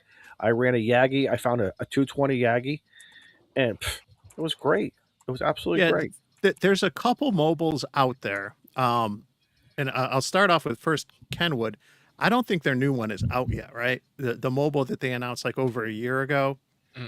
I don't think that's out yet. What do you mean? They're on the forefront of the budding technology. Yeah. But there's a joke in there somewhere, isn't there? Yeah. The other ones that I know of is for like 100, 150-ish or something like that. There's a TYT, which I have, which is a mono band. TYT makes a couple mono bands, and they make one that is for 1.25 meters, FM only, but it's when I think I get like 60 plus watts out on FM. So I mean, it way more than enough. than I need for what I use it for. And then there's an Anytone tri-band that will do, I think, the like 50 watts or maybe it's 25 on 125, and then it does 50 watts on 2 meters and 70 centimeters. I forget the model number, if it's like a 578 or something. I know R&L Electronics sells it, a couple others. Jason, Ham Radio 2.0, has talked about that tri-band mobile for a while, because that's the only tri-band mobile that has a detachable face. So like as far as a permanent install in a mobile vehicle, that's going to be pretty convenient. And then B-Tech makes a tri-band that'll do like 25 watts, and I think they have another tri-band with a detachable face. I forget the model, but it only puts out like 5 or 10 on 220. So it's not a lot. It's a bit of a compromise. And then you get into antennas, like tri-band antennas, you're not going to find many options at all. There's going to be like 2. Two or three. I think the best multi-band radio VHF UHF that came out was Grouch. Puppy. Hold on. Dude, Hold on. I just Puppy time. Puppy time. I just got this picture. My buddy decided to not bring my dog back, and so he's like, He stole your dog. He's here. Dog He's like, napped. swing by when you're done. He dog napped him. Dog napping. Nice. Before I was rudely interrupted by 2 dogs. I'm sorry. I'm just giving you shit. Mike, was the FT736R, the ASU, where you could put the different modules into it. It was a base station, but that was one of the first big VHF UHF radios I ever worked in. It was a big contesting rig. You can even get Nice. 1.2 and 2.4 modules for it. The ham band. You can drop the modules into it. I think that's such a cool concept, and I've heard about that with that radio and some others, where like there were modules, and so like if you wanted to have maybe 270 and 6 meters, then you could do that. But if you wanted 125, then you could take out 6, put that in, or whatever. I think that's. But Mike, you know what the issue is? It's because manufacturers. Let's go to the business plan here. I'm not defending them, but I think I'm hitting the nail on the head. These manufacturers are going to figure out what does the ham community want to use, what are they going to do, can they sell enough radios, is there enough parts and accessories for them to make some money on, or is it just not worth their while? What are the trends? And I think for maybe a small percentage of us who want certain things, we're going to have to just deal with it and just try to find vintage stuff, or if someone knows a hack of taking like somebody was asking before about a 220 a repeater. I don't know if the manufacturers are, maybe Tortoise can answer, but I don't know if anybody doing a repeater anymore, a 220 repeater. Yeah, it's a tough one, isn't it? Yeah, that is it's mostly the used market. You're going to find anything with 220 unless they're using like a transverter or so. It's homebrew. It's right, or these guys are finding some vintage stuff that's in good shape, and they're nursing it along, and they're finding parts, and they're hoarding the parts in a shed somewhere. So when something goes, even duplexers. I'm trying to think of some of the big manufacturers in the public safety world. I have seen nothing for the commercial world. In the commercial band plan for them, I don't see anything unless it's I'm sure a special order can be made, and these people have money and they'll get it made, but. There's nothing on this, and it's too bad. But again, I'm not saying it's our own fault, but it's what we as hams, what are we gravitating towards? And they're watching us. They're watching our buying trends, obviously. And our lovely friends at Bridgecom supposedly has a 220 megahertz repeater. Excellent. There you go. Yeah, that's what I'm looking at. But yeah, it's getting anything 220 is kind of tough. It really is. It's like a self-perpetuating cycle, right? I think on the 24-hour pod, I talked about this. is that like, if they don't have radios for tri-band, then no one's going to use the tri-band. So then Yeah. they're like, well, nobody's using it, so we might as well not make any radios for it. But we don't make any radios for it. That's why nobody's using it. So, Yeah. you know, What came first, the chicken or the egg? Again, Yep. Exactly. yeah, I did end up getting I bought a 220 radio from someone at my club. I think it was a TYT, and they were selling it for like $100. It was the radio, the Pelican case, the battery, homebrew copper antenna.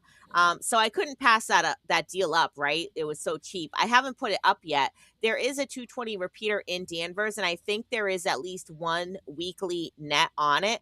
But it's like you guys said, it's like once if people start using it, right, you get a group of friends together, you start a net, either daily net, weekly net, whatever it is, and then it ends up growing, right? So it's like that W1 ASS repeater up there in New Hampshire that nobody was using it, and then that kid Anthony and a bunch of other people, they started using it. They had their 5 o'clock weekly roundtable. Now Anthony is basically on there 24/7. Anytime anyone calls out, he answers, So it's like now people are talking on there all the time. And it's, kind of like with the PokeNet too, same thing is that I've talked about the PokeNet so much, and I get, these new hams or people that are just coming back into the hobby. And I'm like, hey, if you can reach this repeater, give us a shout out. We're on every day at 8:30 in the morning. We're super friendly, super laid back. We just want to hear from you. And now it's like this net that when I first joined it, a year and a half or 2 years ago, that maybe had 5 guys on it on a good day and lasted 15, 20, 30 minutes. Now it's like on average we have 10 people checking in, and the net lasts over an hour every morning. So it's just how you kind of grow and promote it. I mean, same thing with like all of our YouTube channels, right? We grow it, we promote it. And the more content we put out, the more people we pull in. The more we talk on the repeaters, the more people we pull in. No, Be the that's activity good. that you want to hear. Yep. yes. Yeah, when I think it was last year, I had gotten elk antennas make some fabulous antennas, and I had the dual band elk for 2 and 70, which you see a lot of people use for satellites and everything. And I got the 220 antenna, and I feel like this was in the winter, so maybe this was right before the January contest last year. And I wanted to test this thing out. And one of my buddies, who's a couple towns over, had just got a mobile, one of the TYT mobiles for 220, and he got a J pole for 220 from KB9 VBR. And so I go out on the back deck. I didn't have a mobile at the time. I just had an HT, but you got an antenna with some gain. And he's got his J pole. It wasn't set up out, permanently yet, but we're testing things out. So we're having a simplex conversation on 223.5, the calling frequency, and then somebody jumps in, and I was, what are the freaking odds? Like, how many times do you have QSOs on like 2 meters and then someone jumps in, right? And we're on 220. And but my buddy Stu, locally, who's a real big fan of 220, he just happened to be monitoring, right? And you complain like the bands are dead or no one uses simplex or whatever. Like it takes 2 people. You gotta, you gotta have somebody calling, but then you gotta have somebody listening, right? And he was listening. He jumped in, and 3 of us now are having a QSO as we're testing out our antennas and our radios, and it blew my mind. I like took my phone out and recorded like a quick short video because like this is just totally unplanned. This is great to see that, but we were like, this is the first first 220 net in Rochester, and we kind of joked always somebody listening. Always somebody listening. Yeah, and so we've kind of joked since then, and if we can get enough people interested, that it'd be great to start something like that, even if it's just an activity day, like once a month or something. So it's a bit. So what Paul and Tortoise said, I truly believe it too. See, even on 652 and so many other frequencies and modes, people are listening. Oh yeah. But I still think there's some microphone shyness, and I don't understand Mhm. why. There's no such thing as we may kid around saying it's a newbie question. It's not, because somebody who with a lot of years in the hobby may not know it, or they forgot it. It's a good, and I think Mhm. it's how you treat the answer with that individual. Don't ever, ever, ever be afraid to ask questions, guys. Don't Yeah. ever be afraid. Maybe choose who you're going to ask, but always don't be afraid. And if someone gives you any smart ass and meanness, guess what? They're not your friends on ham radio, and go somewhere else. Maybe consider going somewhere else and hanging out. The And only be dumb question is the question that is not asked. This is correct. correct, sir. That is correct. Mhm. And then we judge you on how stupid the question is. Yeah. We run 2-meter simplex here in my area because the repeaters are so poor. The 2-meter repeaters. I can talk 20, 30 over to my buddies across town better than going through the repeater that's in between us. It's Right. it's wild. And don't ever forget Hmm. that. Don't ever, ever, ever No, forget. no. And the greatest thing is what I used to do when the repeaters were active here in Connecticut. I would listen on the input to see who I could hear, There you depending go. on Yep. geographically where they were. And I remember, I I geeked out one time. Printed a map of Connecticut, would had some towns and the counties drawn out. And every time I heard somebody on the input, I put a little red dot into that area. And then it was just kind of fun. I always knew for either emergency purposes or just for fun's sake. We know we can talk based upon this is my station, this is your station, and we could still potentially talk. It may not be armchair copy, but we could still hear each other too. And that's another thing. Don't be afraid about not having armchair copy with another contact. Some guys I have found that I've bumped into, mainly here in Connecticut. I don't want to bash on Connecticut, but it is what it is. If you're not armchair copy, they don't want to talk to you. Worst drivers in the whole fucking country. No, I wouldn't say that. I would say Rhode Island is worse than Connecticut. I'm sorry. I've heard New York and Massachusetts, but that's only Well, what I. it's Rhode Island because when they come up out of Rhode Island into Massachusetts, they want to run your ass off the road as they come up through to go to work in Massachusetts. It's funny you're saying that, because I say that it's Albany drivers, which is like the eastern part of New York, but that's right by Connecticut and Massachusetts. So maybe it's like that, because I always joke, like, Albany drivers, they will pass you in the car wash. Like that, Yeah. they're just not, like, I spend a lot of time out in Albany for work, and I got some family out there, so like I know, but like Albany It's all the drivers are Connecticut psychotic. folks.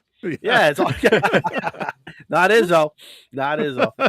Mike, where do you have family out that way? It's my sister-in-law's outside of Albany, Schenectady. West Sand Lake. Oh, a beautiful place, dude. I grew up in Mariahville, just outside of Schenectady. So, Mhm.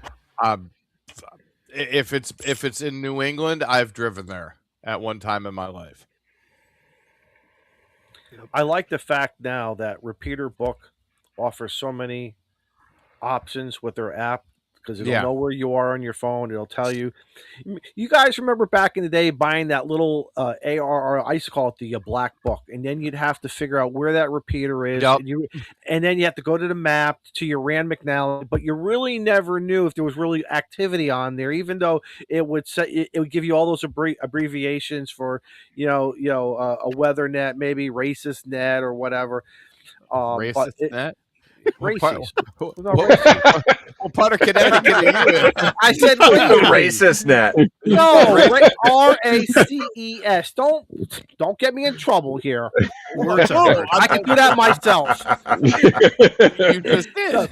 But it was just funny because and going on a road trip is always fun. I was the guy who, when I got to my destinations, I'd have my Ed Fong or similar J-pole. And guys, on 220, Ed Fong makes a very, very good quality J-pole also.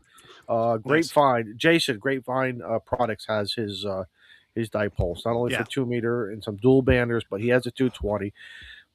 Play with them, man. Just play with it, man, and you'll see. Yep. Yep, and Like- I'm going to point that out. You're just talking about antennas quick. So here's the disappointing thing with this radio is it's a dual band rubber duck antenna it's going to come with.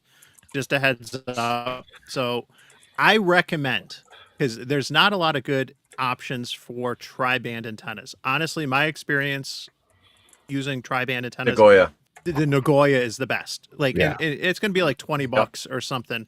Totally worth it. The only downside to the Nagoya is it's long and it's, but this radio is solid. Like this is a beefy radio, and you don't have to worry about that antenna like tipping it over or anything. But if you want a tri-band antenna, that is totally the way to go. If you want to swap things out, if you're going to put a adapter on there and you just want BNC signal stick, dual band, and then a 220, I have those. I'm thinking well. triplexer too. Why not Those use look it? good. How about a But, triplexer? Run a triplexer and then run your 3 separate antennas, could- or yeah. 2 antennas.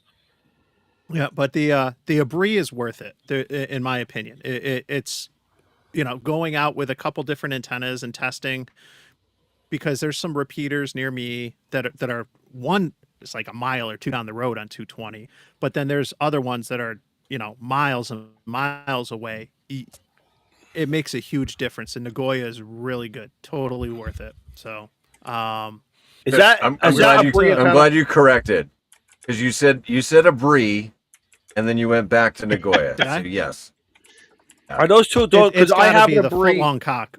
All right, because I It's got to be I have a Brie. I have God a bless. Brie in the package, and I haven't taken it out. And a maybe Brie. maybe this summer I should take it out, or Listen, the Abri antennas are they're a novelty, Yeah. but they do work well on 2 meter and 70 centimeter. They do not work well on 220. Okay. So if you're gonna play around with a tri-band, Nagoya is the way to go. Nagoya. Okay. It's a long, goofy looking Yep. antenna, but Nagoya is the way to go. All right, somebody better go check their microwave. Yeah. Yeah, microwave done. Yeah. Dinner's ready. It's my daughter's using the microwave. Nice. Hey, Hi, Mike. Is she warming up the daughter. HP sauce? Yeah, right. Bring her on the show. I want to meet her. My fellow Harry Potter Oh, fan. Grace. Taurus, what do you got over there? Yeah. Mike, on. I'm still gathering parts for you. All right. So you need Oh, to my come. You need to Oh, come come. on. That mic Oh, is covering freaking her up. Tortoise. What a pain. Tortoise ruined it. Yes, he did. What? I ruined what? There she is. That's the mini me. Oh. She can't hear you, Grace. but Oh, she Oh, you cut her off too now. oh, you gotta. Oh no. There you go. girl. Nice. Oh. You and me, Grace, we're gonna go to Harry Potter World together. Oh, Shannon says she wants to go to Harry Potter World with you. She says, "Oh my God, yes, Yeah. great." We're That's gonna it. So Skydiving. great. be riding Hagrid's motorbike adventure. Does she like A1 sauce, Paul? Ask her if she likes A1 sauce. I don't know. Grace, do you like A1? She's like, "What's that?" So Ask that's a her. no. Okay. Ask That's her a if she no. likes barbecue potato chips. Oh, all right. Do you like barbecue potato chips? She says yes. All right. All right. I'll give her a pass on that one. But so she's gonna stay here in Florida at Skydive City. She's working in the cafe. So she's not gonna join me on my travels. So she'll be here, Shannon, when you want to come down and take her to Hogwarts. Heck yeah, awesome. I just doesn't left sound right. there and she was trying to get there as I was leaving. So I wish that we could have went to Harry Potter World together. It was, I know this is like my first time back on the show since I took that trip. So if you are a Harry Potter fan and you have not been to Universal Studios, Islands of Adventure, or Epic Universe, like you got to go. It's so amazing. Even if you're not a Harry Potter fan, Epic Universe was amazing. I think I've been converted from a Disney girl to a Universal girl, and y'all know how much of a Disney girl I am. And for me to Wow. say that is like, woof. But Epic Universe, it was so awesome. Don't you dare say that. Good pause. There's another peanut gallery. Well, I'm gonna pull this right now. I'm gonna run it. All right. You gonna pull the Yeah, rope? it's pull the been a string? half hour. Yeah. Let's Do boom! it. Pull the Do string. it. Grace, what's your favorite band? 10 meters. 40. Oh, she says she can't pick one. Firefighter. Firefighter. Where's firefighter at? Let's see. Here. Firefighter. So Now I gotta make what, a note of who the Grace winner can't is. pick her favorite band. Is that what you're saying? Yep. All There's right, too many. Firefighter 16. Congrats! If you got a call sign, drop it in the chat. If you're good on QRZ. Otherwise, you can email me at n2mak@arrl.net, and I'm typing that in the chat. I'll post it on the screen. n2mak@winlink.org. Yeah, that works too. We'll check it on Wednesday. N2MAK, leave no bands behind, ballfong.com. So what I was trying to say to you, Mike, is I've been saving BDA parts for you. Yeah. Do you need any amplifiers? Like transmit amplifiers? Because I can get you like VHF, UHF, 900 megahertz or 800 megahertz. For portable? Well, if it has an SMA connector on it, yes. Yeah. That's the only requirement. I have the no only requirement. amplifiers. I have good antennas, but I have no no amplifiers. Like, Dude, and even like for 900 megahertz, like I've got like my Yagi's like 14 or 15 elements or something like that. So are you coming up to Nearfest in May? I would like to. I would definitely like to. It's the first weekend in May, May 1st and 2nd. Oh, is it really? Yes, first weekend in May. Okay, I gotta see what's going on. And we're doing a powwow, hopefully up on the hill. So okay, with couches. Bring your camper, Izzo. We have couches. Yes, we're getting couches. All right. So Firefighter said good on QRZ. Did I miss this what's call the call? sign? I didn't see it either. Mike, while you're waiting for that, what type of feed line are you using on like 900 megahertz and higher? What kind of feed line? That's a good question, because when you get to the higher bands, everything matters. It's like I equate it. It's a lot like Formula One. When you're driving things at the extreme, right? Everything matters. And length too. Length and frequency have to be special care. Yeah, it makes HF look easy to a certain extent because all this stuff starts to matter. And I'm using, now it's cheap. I've got some KMR 400, which is from Amazon. So it's like an LMR 400, but a cheap version. But it's like 6 feet. Stop! We keep trying. Oh, there's too many of us that have the controls. Bad. Too many chiefs, not enough Indians. All right. I just saw the call. Okay. WA1 QWV. WA1 QWV. Does that help, Mike? Yes. Okay. Yep. See, I always joke like I'm Irish. I can't read without moving my lips. That's Italian too, dude. That's But like you got to Italian. move your You can't hands talk too. without moving your hands. Yeah. People are like, stop stuttering, Izzo. But yeah, no, it's when I ran some of the numbers looking at like RG8X versus like LMR 400 for 1.2 gigahertz and then 142. And then also 900, like it makes a big difference. And so like I have some short lengths. Right. Attenuation values go up. Yeah, like 6 to 10 feet. I forget if it's 6 feet or 10 feet. Those are. And then I have even shorter runs that were custom from ABR for 4 feet for the handheld.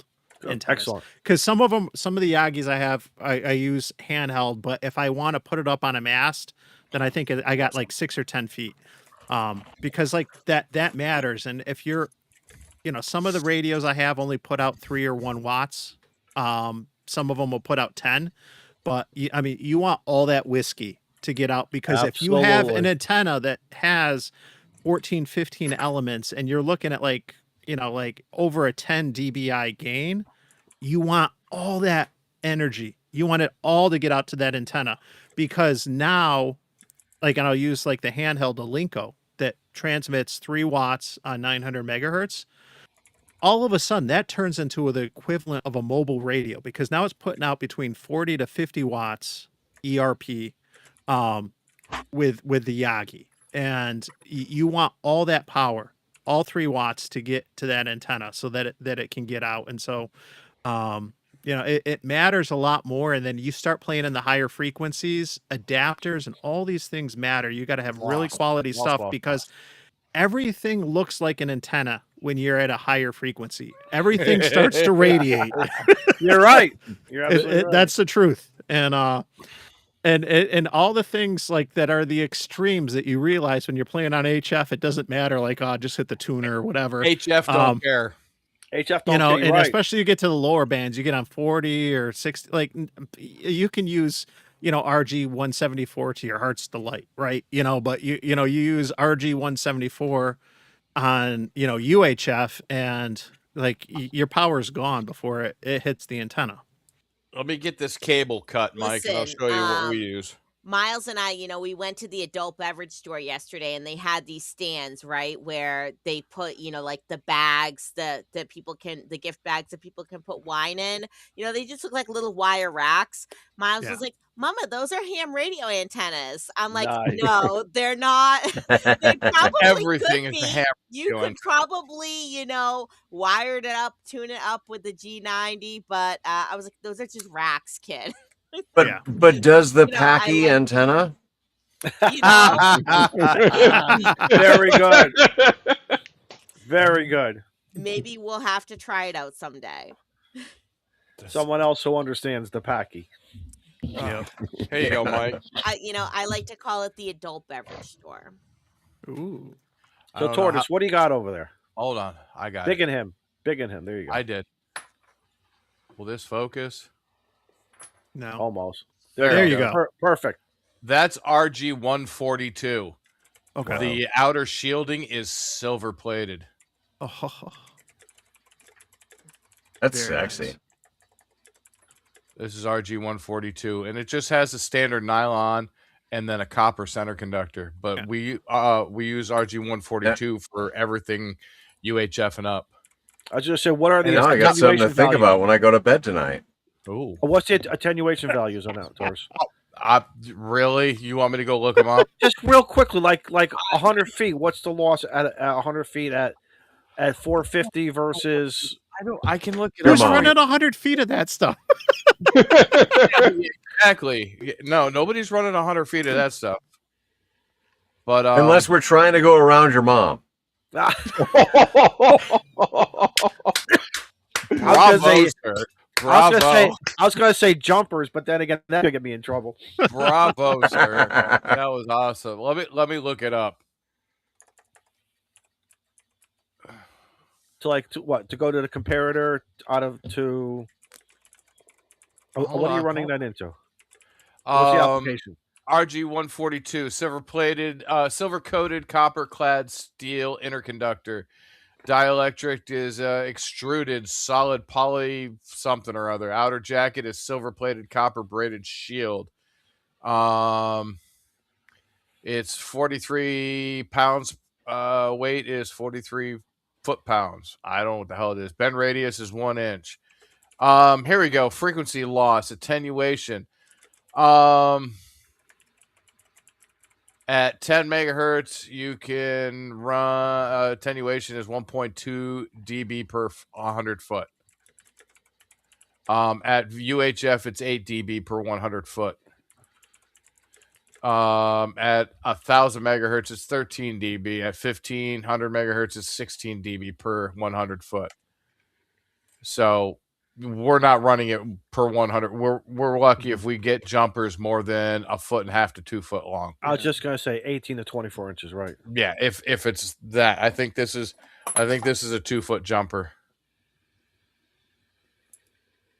But yeah, but it's really, really solid wire for the higher frequencies. And again, your application is what? Going into a comparator? What are you using it for? That's for duplexers inside the BDA for doing the jumps in between the amplifier and the controller and all that. It's just Perfect. But we've got lengths like that long in some of them with double gold-plated BNC connectors on them. So I got the cable, man. I can get you what you want. Hi, Don. I'm here too. Hi, Don. Don Army. Hi, Don. Don gives 0 fucks about any of us. Exactly. He's here for Shannon. I had a blast playing radio with Don down in Texas, though. I was just writing a message to him too because I don't know whose chat he posted that in. So, hi, Don. Probably on Mike's. I don't think he's in mine. Dude, Mike, listen, I put it in my chat, but I got to give you a shout out, man. Dude, you got 68 viewers on your channel. Woo! 68. That is fucking awesome. Thank you, man. I've got one. That is awesome. That's awesome. You got more than half the viewership of all of the Northeast is watching you. New York is the Empire State. I like Mike. And I always like to point out, I joke, and we, I'm blanking on his name. Who's the guy? He's got the truck, fantastic setup up in Vermont. Grouch, you got to help me out. Who am I thinking of? Chris Vermont? with the van? Yeah. Chris I always like to joke how part of Vermont used to be part of Vermont used to be part of New York. Was he the guy at until like Near the 1790s or so? Near Fest, the white van. Near Fest, the white van guy. Yeah. Yes. Just 3 puppies on the side. The old TV van. Yeah. Oh, yeah.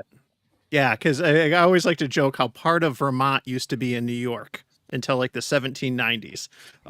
If you look up your history. He's not lying. And I think it was like $30,000 we like foregoed all the land claims for. It was big bucks. I mean, what did they buy? What did they buy New York City for? Manhattan, like $12.50 worth of beads or something. Some crazy friggin' amount. It was some money and guns. I thought it was something crazy like that. Money and guns. Yeah. Well, that happens in Tennessee and Alabama, so you know. Yeah, possibly Kentucky. In Arkansas. Arkansas, yes. Arkansas. More Manhattan for that spice. Yeah. Well, hey, we talked about 220, and I can't believe how long we talked about 220, and then we still got close to 100 viewers from all the today channels is combined. 220, so I figured that was going to be like an amazing coincidence that today is 220, and I feel bad that I didn't have anything to give away that was like 220 related. No, right. Mike took the only 220 thing related that you could give away. Yeah, and I can't remember if I said at the beginning of the stream because I've been drinking or if I said it backstage, but like, I've had it for a while and I was thinking about giving it away, and it when I gave away a bunch of Baofengs like a week ago, and then I was like, you know what, 220. Let me hold on to this for that particular live stream and give it away. But there's one other thing with the bands. I got to bring this up, and I think we got to get Matt in here to talk a little bit. And but there were changes to 60 meters this month, so we actually got new spectrum on 60 meters. They took, in short, they got rid of channel 3, which 60 meters is channelized, and there's some different frequencies depending on if you're doing CW or if you're doing sideband, where you want to be. But they got rid of channel 3 and they gave us 15 kilohertz of spectrum. Yep. However, that's limited to 9.15 watts ERP. Yep. And the reason it's 9.15 is because 915 is what 15 watts EIRP would be. So it's some backwards math based on what some of the the regulations or rules are in some other countries and stuff. But Matt was kind enough to give me a prototype of the Reliance bug out dipole, which is a Balun. And I thought, what better band to make a dipole for than 60 meters? Because it makes the math easy. Now, 60 meters, and get ready for the clip. All right, because here's the clip right here. 60 meters is kind of a socialist band. It's if you're using a lousy antenna, you can run more power because it's based on ERP. But if you're using a good antenna, if you're using a dipole, that's that measurement stick, right? Just it's turn your based, power down. Yeah, it's based on that. So, so you're looking at roughly 9 watts, and there's lots of considerations if you want to break it down and get into even the low bands like 40, 60, 80. It's hard to get an antenna a half a wavelength in the air. Like, I'm not aware of any masts that are going to get something like that up a half a wavelength. That's a tough order.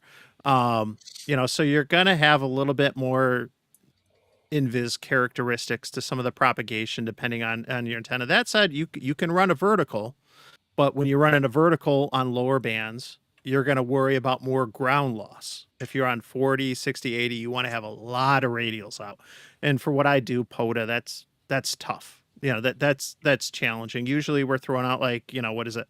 17-foot radials, like maybe 4 of them or something like that, kind of cover our bases and stuff. But when you get to the lower bands, ground loss becomes more of a challenge and an issue. So I thought, hey, a dipole, this is the way to go for 60, right? And oh my gosh, I went out and I'm thinking, I just want to play on digital. I'm going to be on FT8. I'm going to be limited to 9.15 watts, or roughly, I'm going to turn the 705 down to 90%. I go out to do a POTA and I set this antenna up, and the link is in my chat for the short I just released earlier this morning. 2 minutes of your time if you want to see this antenna, which takes up 16 parking spots, right? Because it's 45 feet each leg, and then there's some cord on the end, to where it's tied off on the electric fence posts. And oh my gosh, this thing got out phenomenal. I'm thinking I'm just doing FT8 in digital, but I get on 60 meters, and people were on sideband on channels 1, channels 2. Channel 5, which is kind of like the unofficial DX channel for 60 meters, but channel 4 was open. So I'm like, let me just try this. And I just called out, I'm like, N2MAK testing, November 2, Mike Alpha Kilo, testing out a new antenna, and I'm watching, the SWR, and everything's really good. And somebody came back to me. See, Grouch, someone's always listening, right, Grouch? Exactly. And we had a short QSO, and I'm like, you know what? The channel's free. Let's just run with it and see what happens. And in a half hour, I got over 24 contacts on sideband with 10 watts. Nice. And it was just like, at one moment, like, I was getting a pile up with a couple people calling at the same time on 60 freaking meters. And I was just like, what are the chances? Like, did you get spotted anywhere? Did you get spotted? Yeah, I did. You did. Okay. Yeah. Well, that helps, but still, that's awesome. That is awesome. On 9 watts too. Yeah. Oh, actually, no, it's 10. It was 10 because it was channel 4. So I could have gone 100, but I only had 10 with me because I was thinking I was going to go digital, but I did the whole thing voice, and I had the computer and everything. I was ready to go, thinking I'm just going to have to do digital because I had already activated on 30 meters at another park earlier. And I wanted to do 60 meters at this other park, but I was prohibited because of like the utility lines. I couldn't set up safely, as far as I was concerned, a mast and everything with the power lines there. So I was like, all right, I did 30, and then I went to the other park because I wanted to play on 60. And it was, I was just blown away. It was nuts. Tortoise, what's going on, brother? He's re in the chat. Oh.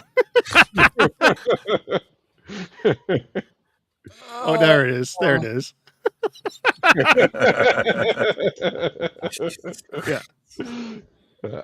Shannon steps away. Yeah. I always like to joke that GMRS is for growers, not showers. Ah. What do you think?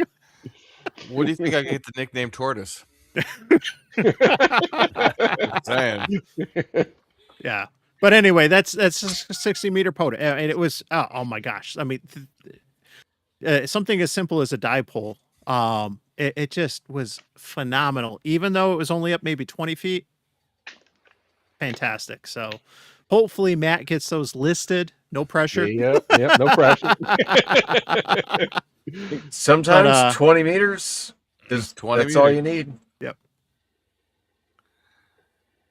Anyways, But I will say you are always better off like 10, 12, 15, 17, 60.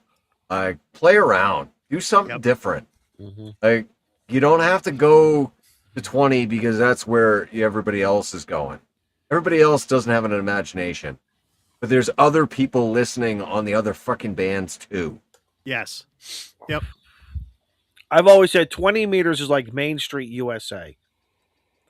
Get off of Main Street every once in a while, and you can find some nice shops. You can find this. You can find, and that's what it is on the bands, man. As well as different parts of the country. Remember, follow that gray line too. Yep. You know that gray line, and think about where, like somebody in England at 7:00 at night, where it's what maybe 2:00 in the afternoon. They just had supper. They're turning on the radio. You know what I mean? It's a good. You don't know, man. Go have fun. Go have fun with it.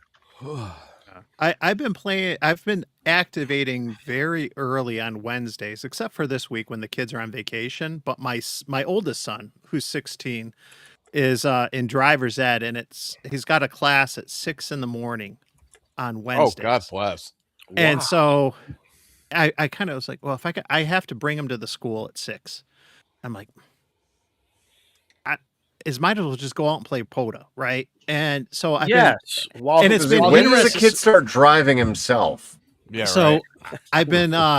I've been playing on 30 meters a lot because being out at 6:30 in the morning in New York, it's still dark. And you look at the gray line, you look at propagation, the muff map and all that, and 30 meters is kind of where it's at, you know, as far as a band that's going to be consistently open, and I'm learning to appreciate it. It's a lot of fun. I don't know CW yet. I'm going to learn this year, but been doing a lot of 30 meter FT8 early in the morning.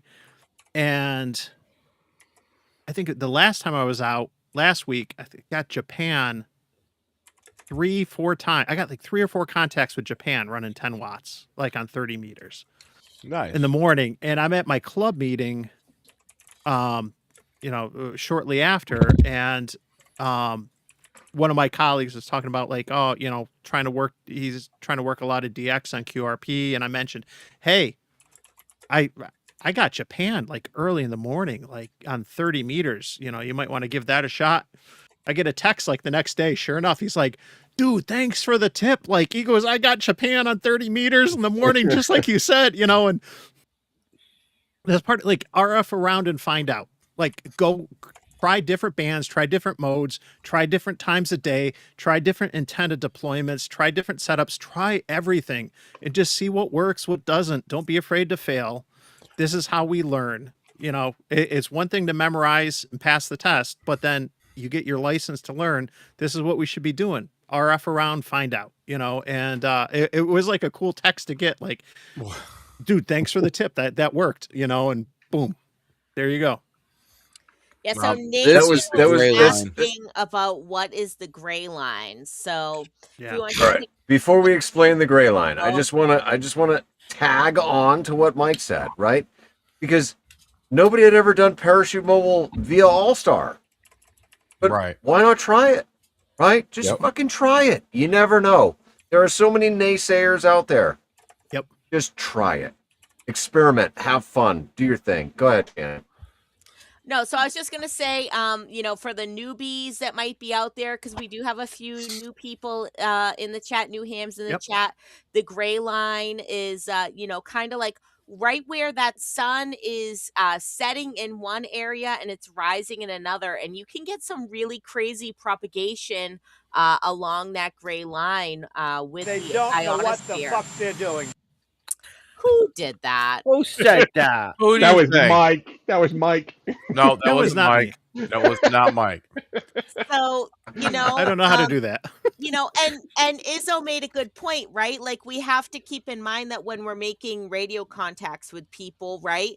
Like, it could be 7 o'clock at night in England, but it's 2 o'clock in the afternoon here, or it's, 10 o'clock in the morning in California. So, I personally I use PSK Reporter a ton, to especially with like FT8, FT4, Vara C, to see where my signals are going when I'm using those modes, those automatic spotting beacons and propagation.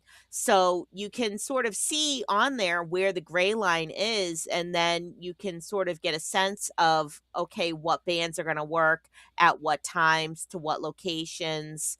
Um, It's also another factor, and Shannon, you're absolutely right. And another factor that I'm still learning where we are in the sunspot 11-year cycle.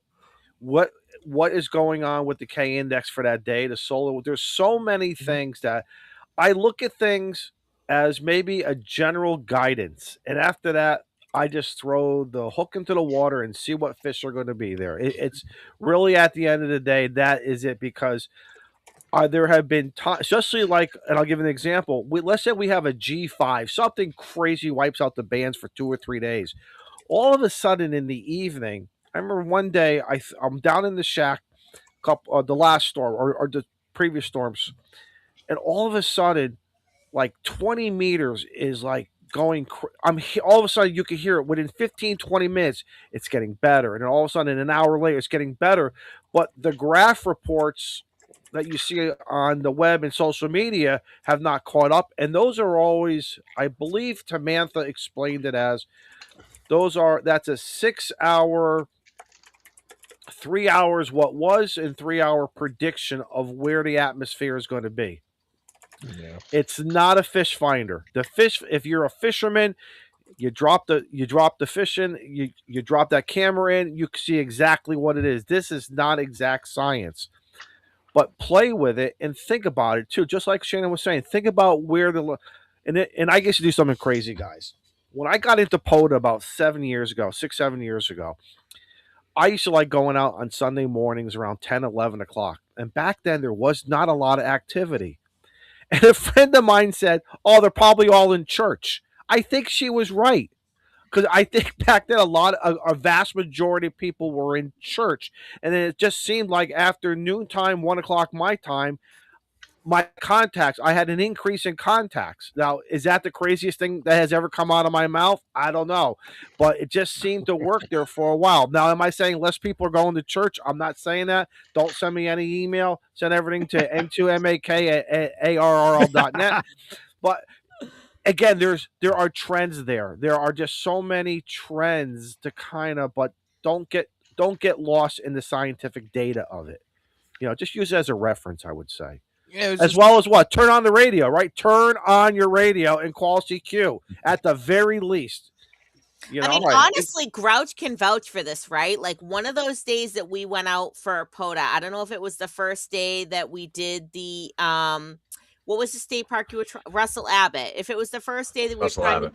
we were trying to do Russell Abbott, and I was sitting there in Grouch's truck, and I was like, damn, I never even checked like the solar weather report for today, right?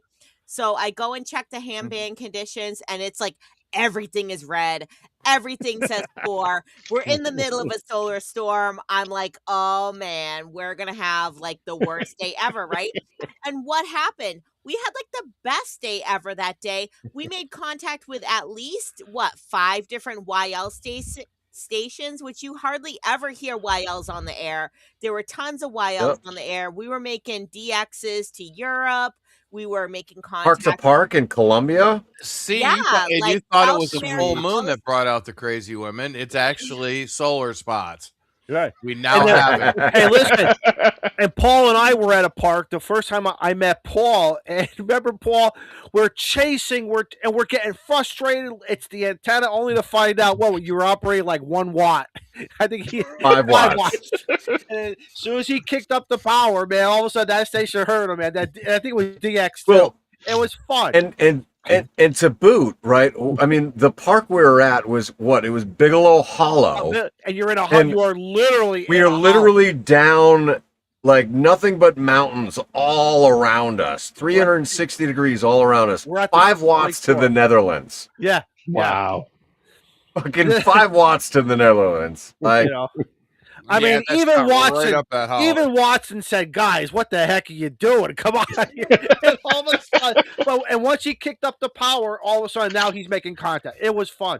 So again, there's so many variables here. Of again, every once in a while, I get the bug. I want to play QRP, and it gets a little frustrating. Oh, hey Izzo, you're not as good this time. You're only maybe a 3.3. Yeah, that's because I'm only running like 3 watts. I'm on my I'm playing on a 705, but yeah, I can run and throw you 100 watts and see what happens. But again, have fun, man. Just have fun. Yeah, gonna get my that's a finger good right. segue, Izzo. I'm dropping a link in all the chats for the QRP SSB net. Tomorrow night. Or, I'm sorry, Sunday night. No, Sunday night. Sunday. which is Sunday nights, and so That's a Kevin fun and Steve live stream it on YouTube, which is Yep. nice because it gives you an opportunity to actually hear how you sound on that other side of the radio. But this has been a great way to both test antennas. So let's say you build an antenna. They're usually on 20 meters. They'll occasionally jump to 40, but it's a great way to test a new antenna or a new setup if you got it, and see how low you can get out. How low can you go? But what I've learned over the last year or two, is because, with the seasons, propagation changes with the seasons Sure because does. of daylight. And, and I've learned what a struggle it can be in the Northeast if I don't get in right away in that first half hour of the net. Like if he doesn't hear me or if I don't get in right away, then we lose the band. You're done. But I've started to learn that, and that changes though throughout the year as we go from the winter to the spring, and then in the summer, 20 meters can be open forever. But it's a great way to learn about propagation, to test your antenna, really see what you can do with low power. And there's been times I've gotten in and the power's all the way down on the radio. It's turned all the way down to 0%. So it's, you're getting in on a few hundred milliwatts. But there's Like, how other about times this? where it's a struggle, and it's a great way to learn about your antennas, your system, and propagation. Not only that, Mike, have you noticed, and this is what I do, I love listening to see who and I'll use you as an example. Let's say you start off at 50 watts and Kevin tells you, and you're working Kevin in Iowa. So, and then he said, and then you drop it to maybe 25, and you go down to 50. I always, not only from a transmit of whether Steve and Kevin can hear me, but I love listening for all the other stations. And I take equate again, the time, the band, where are they? And I love when Kevin says, what kind of an antenna are you using? Because 5 watts, 1 watt, we all understand that, but what type of an antenna are you using? To me, is more exciting to learn and listen for, to see how well I'm hearing that station from Connecticut. So, Yep. Yeah, I've checked into that QRP net on Sundays a couple times. One time I did it with the FTDX10, and I think the lowest that can go down to is 5 watts. And then I think I did it once on the G90, and the lowest that can go down to is 1 watt. And honestly, it was like kind of exciting, right? Like I could hear myself on the YouTube of what they were hearing me at, and it really sort of made me want to have some sort of radio that could go down to lower than 1 watt, right? Like I want to see, like as Izzo said, adjust it, how be able to low- adjust it. like how low can you go? I wanted to know how low I could go for them to actually be able to hear me But you guys have to keep in mind that it has to do with their antenna, right? Like that station that was hearing me that I think is in South Carolina, they have like, Steve. they Steve have, is using a beam. Steve's yeah, using a beam. he has a And beam. and So when he Yeah. remember turns it, that, what happens? And when yeah, you're off the side of him, what happens, Shannon? You lose Steve. yeah. So, He loses you. when Yeah. you have that beam, like it is focusing your signal in very strong. So, same thing when you have a beam and you're transmitting, it's also focusing your signal. So, you have to keep in mind that the antenna that someone is using to hear you is just as important, if not more important, than the antenna that you are using to also transmit on. There are so many factors. That's why, we say it depends, right? So many things. It depends on what antenna you're using, what antenna they're using, what power You you should guys be able to are both. hear twice as much as what is being heard. Yeah. That is, yeah. Yeah. As And well as and Ape, and I think Ape will agree on this. I saw him in there. Yep. As He's the in there. round Earth is turning and the gray line is changing, that's going to affect everything too. and to put a cap on NV1U, you can put an attenuator in line to go lower than 1 watt, but that also affects your receive. Steve, excellent, Yeah. Tortoise, excellent. It'll It cut knocks back it on your down. receive. It attenuates it real hard. Yeah. Oh yeah. What a 3 or a 5 dB attenuator, you're done. It'll knock you out if you're trying to do QRP. Hey guys, one of the things I've always wanted to do for Kevin's Net, and I really should put a post-it note and stick to this, and then report back when the freaking snow melts and all this other crap just goes away. We see the grass again. I've always wanted to do a beverage antenna. And I've always wanted just to go around the perimeter of my yard, and this and that, and play the game, but listen on that Sunday QRP net. I would love to see the difference between the antenna I have in the air and bounce back from receive Mhm. for what I have in the air versus that traditional beverage antenna, and see if it's truly, I don't know if my experiment is gonna be true, but it would just be fun to try and experiment. Yeah, I think with antennas in general, and I know Ape's in the chat and Rick's in the chat too. Rick knows a lot when it comes to antennas. You when you start to get them down to the ground, like with the loops on the ground, beverage antennas, things like that, um, you're gonna get some loss with respect to noise, but you're also gonna get some loss with respect to the signal as well. But that said, like we were saying before, like RF around and find out, like this is when you're gonna find out what works for you. And depending on what type of environment you might be in at your QTH, if you are in a noisy urban suburban environment versus out in the country, you might have a lot of RFI from power lines, nearby homes, Wall warts. electronics, you I think things can't like stand that. the And wall so, warts. The yeah, wall warts are the worst for us. The yeah, guy, your next door neighbor, who's could be the greatest neighbor and this and that. You can walk over to grouch your neighbor and get yourself some booze and yeah. tortoise. But all of a sudden they got a wall wart because of the hedge trimmer or the weed whacker that they're charging. Unplug that damn thing for me, please. Reduce my noise floor. QRM generators. Yes, Matt, you're right. I've got one of those. Yeah. I've got a charger in the camper that I run to charge the batteries, obviously. And I didn't have my radio on, and I had the charger running, camper sitting out front. I come in, every freaking band is gone. I was like, what the hell happened? And then I go out, charging's done, unplug the charger, come back, I was like, wait a minute. Like, son of a bitch. Yeah. Well, one day I shut everything off in the house, went to the breaker, obviously did it around, noontime or so, daylight, and just shut everything off and let everything just kind of drop for about 15, 20 minutes. I wanted to see if it was coming from my property. And lo and behold, it was not.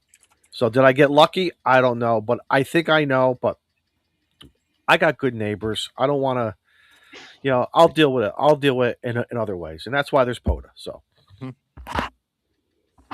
Like a good neighbor, State Farm is there. yeah. especially when I need something from them. Or vice versa.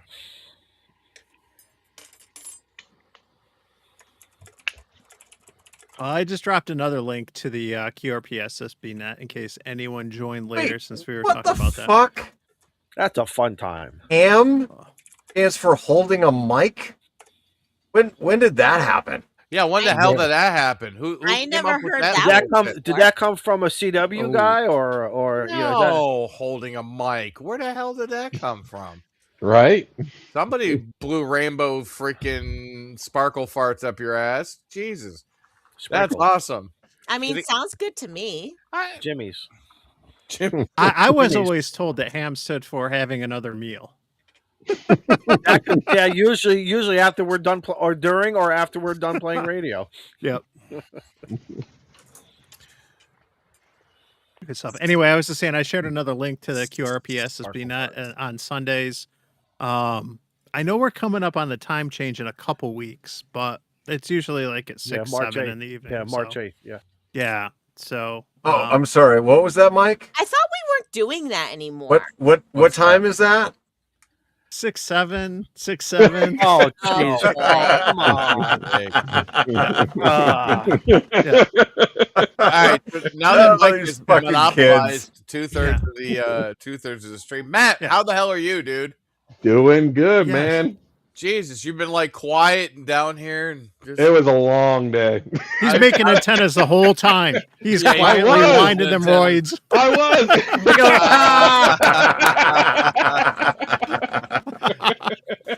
Matt, I'm like trying to get you to smile like he looks like a lawn gnome. Dude, I'm falling asleep. I gotta wake up at 5 tomorrow. Poor Matt is like been so quiet down there, and we were watching somebody's walkthrough on the Hamcation. I can't remember if it was Josh from HRCC or who it was, but they had your Reliance antenna, like inflatable antenna. Yeah. Yep. So I was like, that's Matt. We know him. He sold out of every single one at Ham Source. So Hey Matt, can I tell the story about that antenna? there it is. Yeah, you can.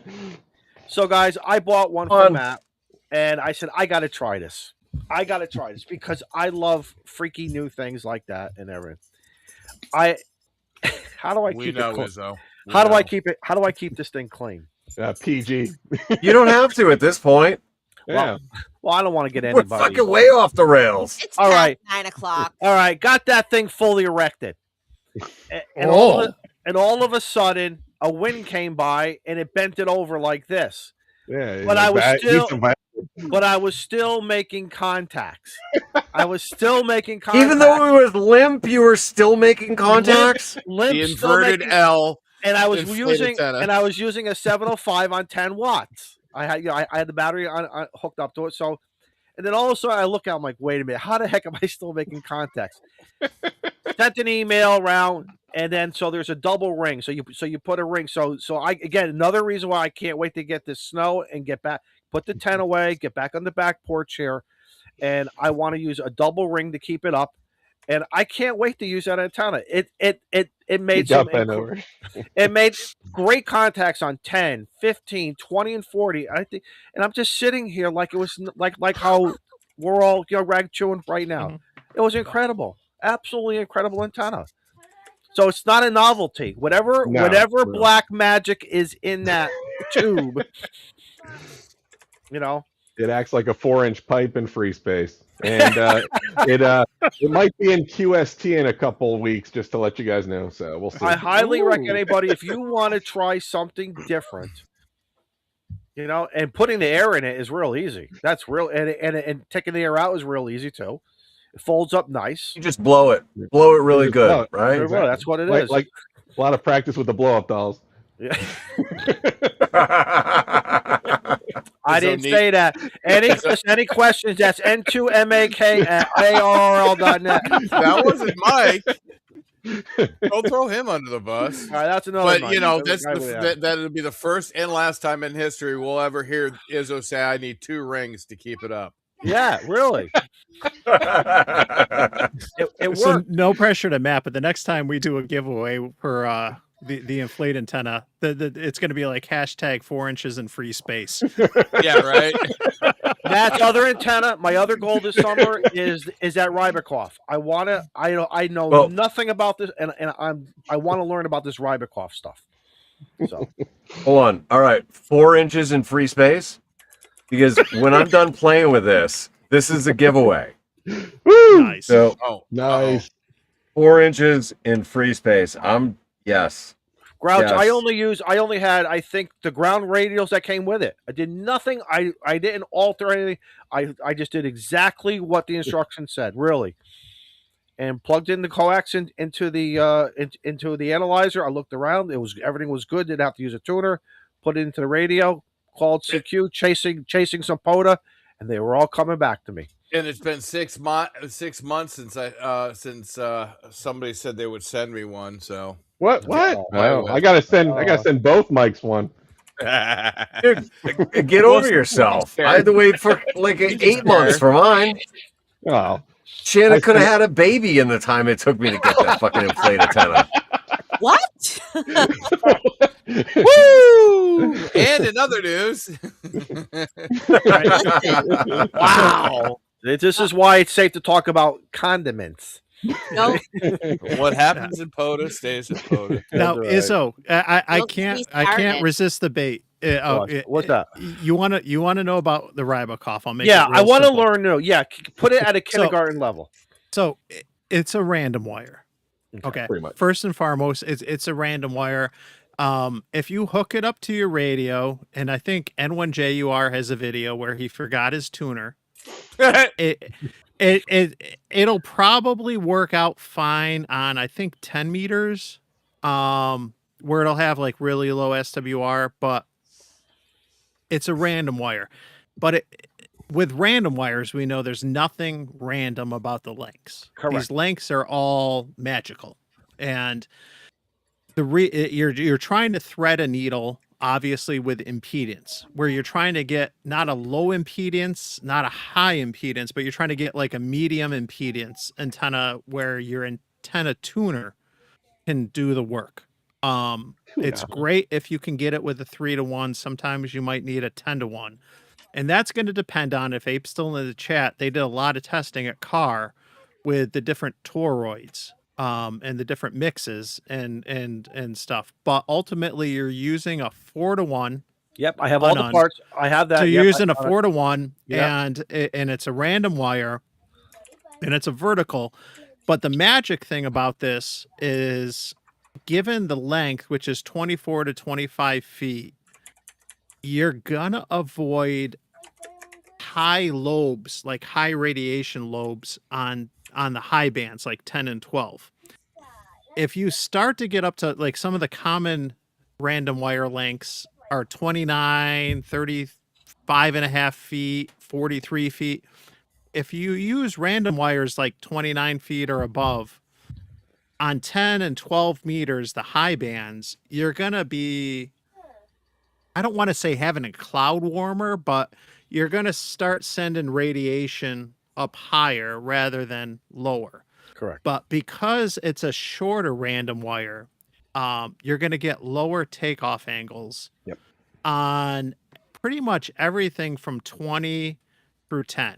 So what do you It's recommend? going to be close to a quarter wave on 30 meters. It's going to be shorter than a quarter wave on 40 meters, but it's going to be more than an eighth of a wave. So you're still going to, it's not going to be as inefficient on 40. So between like 10 and 40 meters, you're going to have a really good takeoff angle when it comes to DX and getting out there. But So what size mast? Is there a certain mast height? Is there a sweet spot that you guys recommend? Stay between 20 to 25. You know, how would you it's answer? 24 to 25 feet, roughly. Yeah, it's 25 feet And that's pretty much, when yeah. it comes to the masts. You raise a really good point, because this is the frustrating thing when it comes to the masts. That would be an 8-meter mast.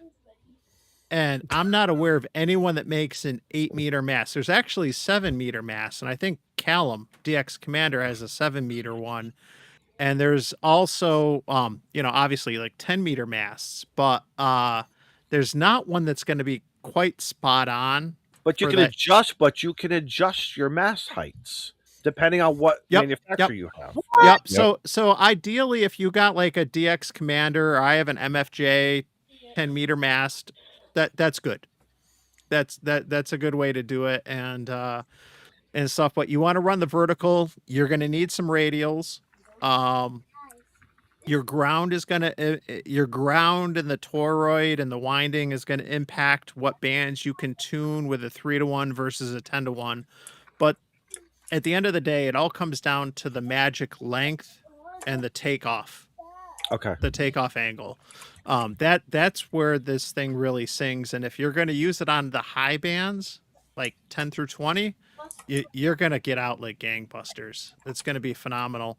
30 and 40, you're still going to get really good kind of consistent quarter wave performance, which is nice.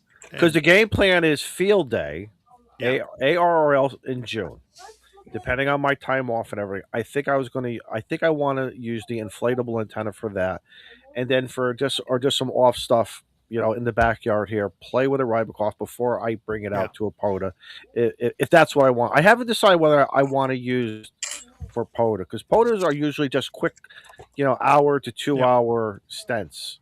If I was an RV staying over the weekend, that's a totally different, antenna choice, I would think. Yeah, it all depends. Like with antennas, like I was saying earlier, there's no perfect antenna. It all depends, like on your use case. And if you don't have a tuner, the Rybakoff's not for you. So just I got manual tuners. I have the automatic tuner. I'm good with that. But again, I think I have all the parts. It's just putting it together now. Yeah. And being in the Northeast like we are, I always joke that, like the winter is random wire or multi-band antenna season, because I don't want to get out of the car to change bands. I want to be able to push the button or whatever. That's the beauty. That's the beauty of a stick, a monoband stick, or the ATOS. Yeah, for me, that's how I look at it. Exactly. Like, so the Rybakoff is like the wire antenna. Is like the wire version of the ATOS. Okay. If you got that tuner, you can get 25 feet up. Boom, you're golden. And with that tuner, you can easily tune 10 through 40, no problem. I've done 60 and 80, but realistically 10 through 40, you're gonna have a really good antenna, and it's gonna have nice takeoff angles. Yes, there's trade-offs. I'm not going to use the word compromise, because every antenna has a trade-off, unless it's a resonant antenna on a certain frequency. Because it's not so much a compromise in the antenna, it's a compromise in your decisions. And I'm compromising the fact I don't want to get out of the car to change bands. And so I'm going to do something that I can easily switch from the radio. Now, you could do that with an NFET half wave, but you're going to have to set up more wire, 3 times as much wire to do 10 through 40 versus the Rybakoff. Yeah, but my Reliance that I put out there in the backyard 40 feet away from me right now, that was supposed to only be a temporary antenna, still up through all these crazy weather we've had since August. Nice. And it's working. Nice. It's working beautiful. So Reliance, folks, I cannot tell you enough. The national antenna of use code Grouch for 10% off. Right. I look out every morning. You want to know what I look for, especially after the storm? Because mine, I have the orange. I have the orange wire mat going out. Yeah. And that's my visual indicator that the antenna's still up. Exactly. Nice. But going back to you, Mike, that Rybakoff will do 160 through 6. I ran it through an antenna analyzer and a bunch of other stuff, ChatGPT, you name it, and found 93 feet of wire. We had it in an inverted L, 50 feet up, the rest across, and had a hybrid radial system, 66-foot radial, 2 33-foot radials, and 2 17-foot radials. So 5 Oh, radials God. just to test this out. Oh. And we tuned so fast, even with the 710 and Nice. the 705, 160 through 6. And the one guy in the club who hates FT8, he got all his POTA contacts on 160 meters with FT8. No So kidding. grouch. Inverted. So that's using the inverted as an inverted L design, no less. Yeah, inverted L, because you can't put 93 feet high unless you have a drone. Yeah. Right. Nice. It worked I great. did, and I have, shameless plug. I got a video on my channel from like a couple years ago. I did a linked Rybakov for 50 feet, and I did it in the L. And I went out to the park. I brought 2 masts to set this thing up, right? So I could have it like in a perfect L. Right. And, the OCD kicking in. And I did that on 60 and 80. And, like the POTA activation. And it worked out great. And stuff. So at the end of the day, it's a random wire. And the key to the random wire is the takeoff angle for this, is the radiation pattern. We look at SWR a lot when we're talking about antennas, but there's other factors too. If you want to look at things like reactance, radiation pattern, there's a lot of different variables. And so there's all these trade-offs, and you got to make some decisions and what works best for how you want to operate. You want to be able to jump between bands quickly. If you're running low power and you're more concerned about efficiency, there's all these considerations. Mike, running a mast under like a tire or a trailer hitch, is that how you mounted your mast, or what? Okay. Yep. And I've run the Rybakov and also a 29-foot random wire straight up vertical, 33-foot mast right next to the car on one of the drive over flagpole mounts, with the mast, and and it's worked fine. Some people get concerned. Oh no, you got the car, a metal body right next to it in the near field. This, that, the compromise. It is what it is. It's not perfect. I don't think anything is going to be perfect. We're not in free space. Right. When we're out at parks, there's always going to be. I can't count the number of times I go to a park and I pull into a parking space, and I deliberately pick a parking space where I don't have cars on like either side of me, and there's so many spots that are open, yet someone's got to pull in right next to me, and it's like, what the really? Like, Yep. you see a big mast or an antenna on the roof or this, that, and there's all these open spots, but you're going to pull in right next to me. In my opinion, the only perfect antenna is an AM radio station. Think about it. When AM radio stations are engineered with specific design, and because what do they want? The people to hear the signal so they can sell ads as well as for entertainment purposes. That's the only perfect antenna. We as hams, we've got to get off. I know we all have some OCD at various levels, but I think we have to kind of get rid of that and just have fun with it. Just have fun. The F word here is fun. So I Rough around and find out. I need to clarify something. What the hell are okay? So there's all sorts of shade being thrown, all sorts of money in, I think, Paul's chat. One of them is actually my youngest son, who just decided to hop in and just start throwing tips out the door. So what the hell is going on? Well, Is he using your credit card there? No, he's got his own money, his own job. No, he's good. But I want to see your bill in March. no, he's got his own money. But I'm just like, what So, the fuck is going on? I put a goal up in my chat, right? And I was like, all right, $40, like, and I'll give away a free Grouch Army shirt. And Eric chimed in. And he was like, well, I want to see you wear a pink one. And so I was like, all right, fine, $40, and I'll wear a pink one. Like, in addition to giving one away. And then it turned into a fucking half shirt or a quarter shirt. I'm not doing the fucking half shirt or quarter shirt. It'll be a pink. I want to see Grouch in a crop top. Look who is. You don't though. Look who. All right. Look who. You don't want this. Oh God. Nobody wants that. But did you see who's your channel boss right now? It's Eric, right? Oh, No, No. that's my son. Oh, No. it's somebody else. Oh my That's my goodness. son. I don't know how that happened.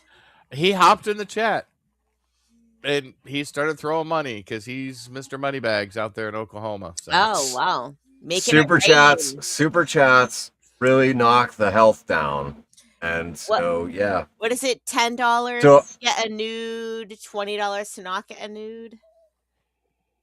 Oh no! The Christmas nudes. It was That's 25 to not get one. It was $5 to get one. Oh, okay. And Eric's still waiting for his, but So I was going to say, how I'll many get there. did you send out? Well, I have to have somebody to take the picture because I have to lay in a provocative pose. Oh, You know, what did I a miss? 25 is 25 shirt. With your turtle hanging out. Our host left, and look at where we ended up. Someone Mike, stole your listen, bottle. I- Mike. I already said it. I'm a grower, not a shower. Okay, That's what I'm saying, so turtle. like, you're gonna be disgusted with the fucking picture you get, Eric, but you're gonna get one. And you know what? To boot, I'm gonna use Mike and Becky's QSL card service to send it. Wow, I came back at a good time. That's harsh. Well, Nice. I'll say So, they run away. the goal has been met, though. The goal has been met. So I will order a pink Crouch Army shirt, and I will wear it. And I will wear it on a skydive, and I will put the video up. I will make sure that I go up with somebody that's got a camera, that I can put the video up. Yeah, I'm going to do it. Pink Hey. Crouch Army shirt. Well, Nathan, thank you for supporting Grouch's channel. We appreciate it very much. Absolutely. Speaking of shirts, on HRC on Tuesday, I wore my "I'm Hot for Ham" radio shirt. And Grouch, what is the status of the "Hot for Ham" radio shirt on the Grouch store? We had a lot of questions regarding it. Yeah. The Hot for Ham radio shirt has been discontinued, but when Shannon wants it to come back, it will make a comeback. Ooh, well, Well, I think she's making the I thought it was request. I thought it was going to make a comeback for Valentine's Day.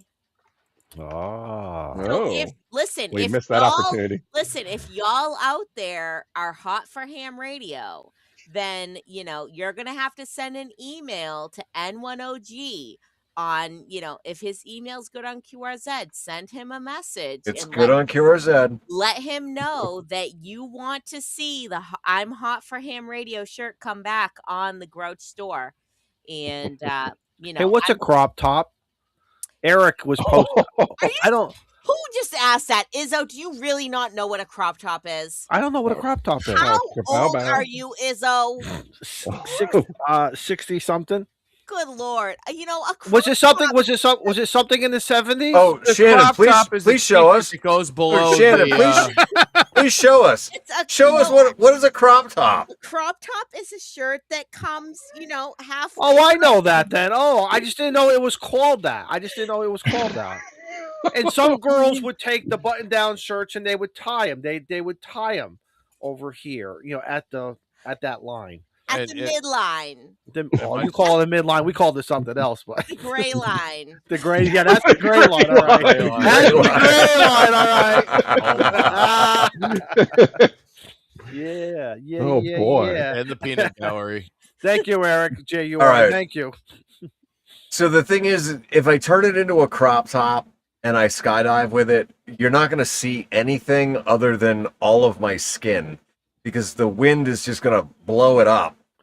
And so Duct tape you're it. just going to see skin, and that's it. Hey, Paul. Oh, there's so much I want to say right now.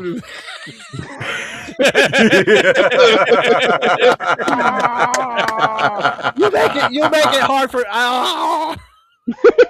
Hey, listen, All I those am I'm talking about. 25 jumps away from my fucking skinny Co-ed skydive. naked. Your co-ed naked sky. What? I am 25. I'm up to 75. So 25 jumps from now, I will be jumping buck ass naked. What? Yes. How do I see this? All right. That's gonna be a nice QSO Yes. card. That's gonna be It is. Christmas QSL card. It is skydiving tradition that for your 100th jump, you go buck ass naked. And will So- will you have a radio that day? No, Where's the antenna? no. No, because I was going to say that day the bands will be great. That day the propagation will be great. That day you'll be working everybody. SSTV will really be very popular that day. They'll have one of those Listen, little stub antennas. when I did parachute mobile on Tuesday, right?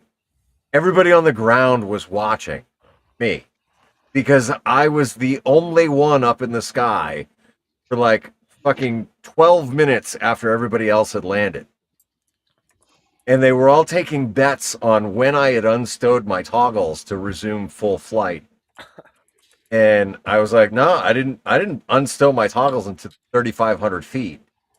So there's a lot of time under canopy to be buck ass naked. And I'd rather just enjoy the free fall and then pull my chute and then land quickly and cover myself back up. Yeah, I'd like to at least keep some modesty, you know? So Just a little when bit. one skydives naked, is there a different type of landing area? Because I would presume you want nice soft grass. no. Okay. Oh, No, sorry. it's ass and grass burns. Oh, you're poor boy. You're landing in the normal landing area. Okay. Yeah. With everybody watching. And everyone has a smartphone today. Yep. Live stream. These days. Only on OnlyHam. That's all I gotta say. Shit. Preferably not. I would be amazed if like my ball didn't end up on the top of my ass. You know, like listen, as you age, your balls start to hang a little lower and a little lower and a little lower. Like, could you imagine what a 120 mile an hour wind is going to do? I think I would That'll prefer. create It's time to put the Easter eggs back in the basket. I think I would prefer the El Camino, where I drive around naked, eating barbecue chips naked in an El Camino. I think that'd be a little bit more easier for me. Yeah. Two things I don't prefer. Izzo, either way, you still got to be you still got to be careful of sitting on your balls. That is true. See, women don't have that Oh, problem. especially if you got leather seats. Oh, toasty. Okay. Poor Shannon. As Eric would say, now it's time to transition back to antennas. Let me put Mike back in his rightful spot. Like, take charge of this shit show. I am trying.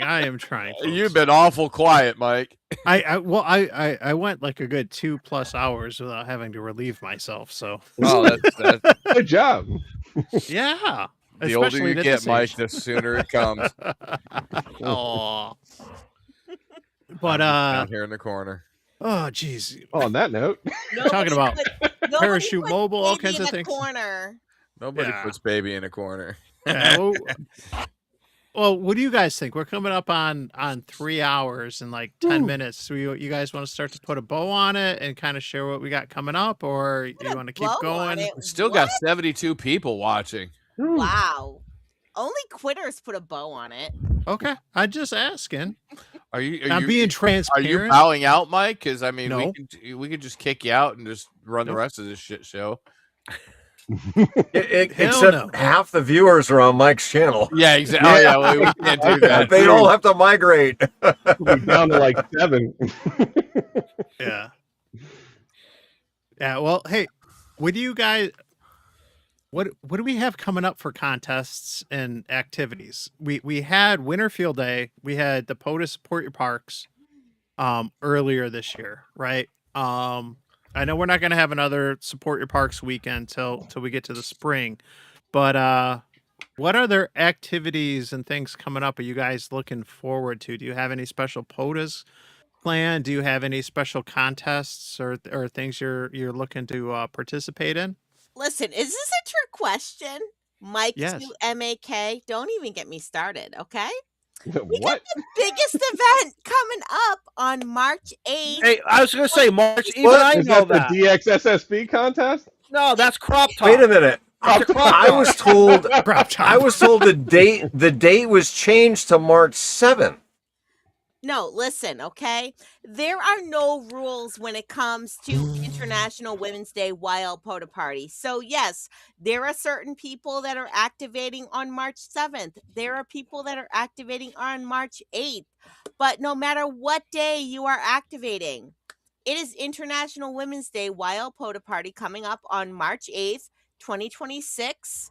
We're going to have a huge event on actually this Sunday. I'm going to be on the European Ham Radio Show.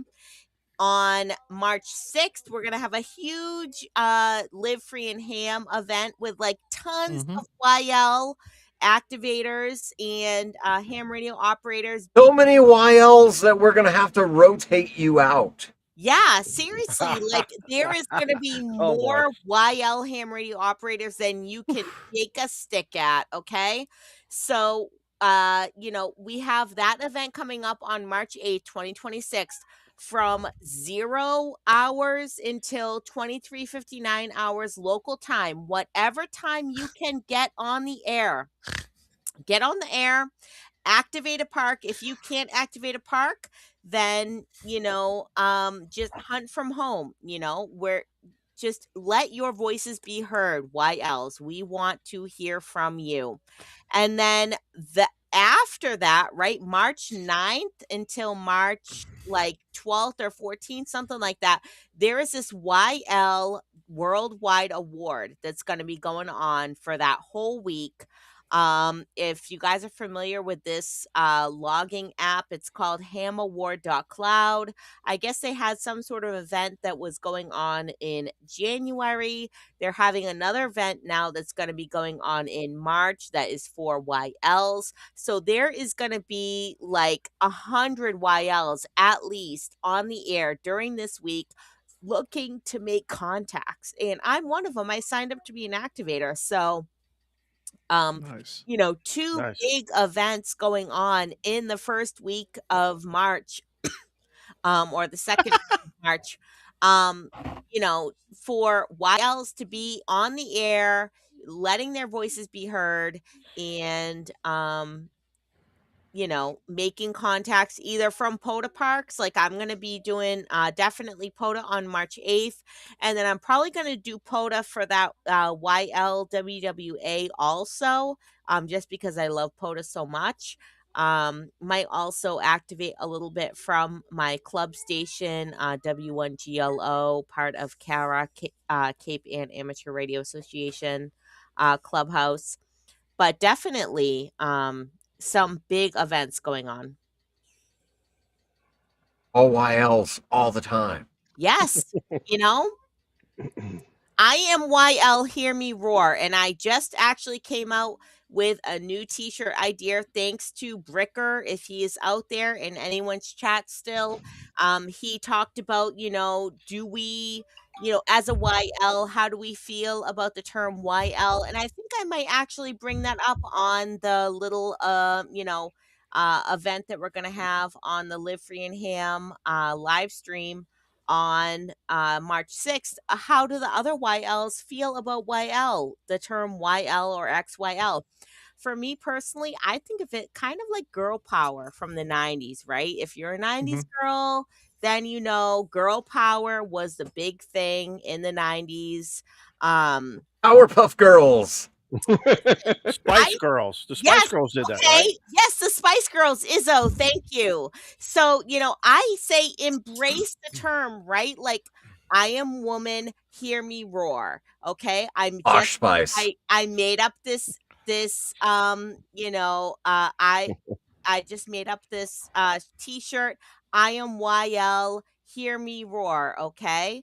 So that I say take the term YL, XYL, whatever it is, embrace it, make it your own, okay? Don't be offended by it. Use it to your advantage. I think it's a compliment. I think of it as a compliment calling somebody a young lady, as well as and you guys could throw rocks at me. I don't care. I got thick skin. When I am chasing or park to parking, and there's a female who works me, 99.99% of the time, if not 100%, that female operator is nice, very can have some fun, but some guys, are just outright mean.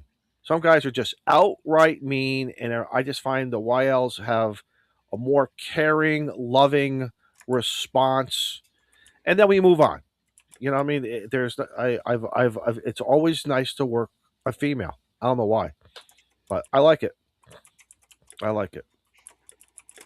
Not YL's on 7-2.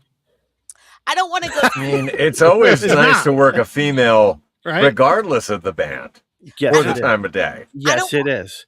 Whether you're working them on the gray line or not, it don't make no difference. No matter. It don't matter. No, seriously, Shannon. I say that. I say that in all seriousness. YLs are very, very. I don't know.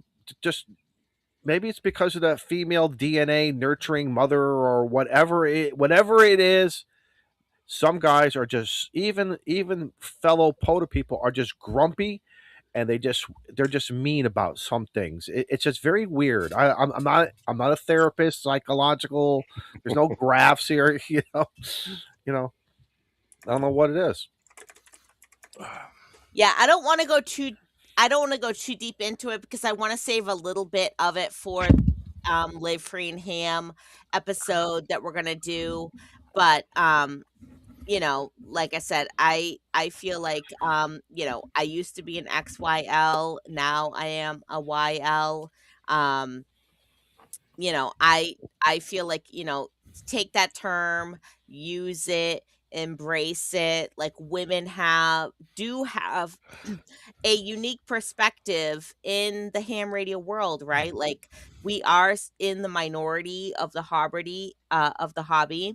And you know, uh traditionally women, right? They're still sort of the caretakers of the home. We have a unique perspective on the hobby. So Vagina power. wow. I'm done.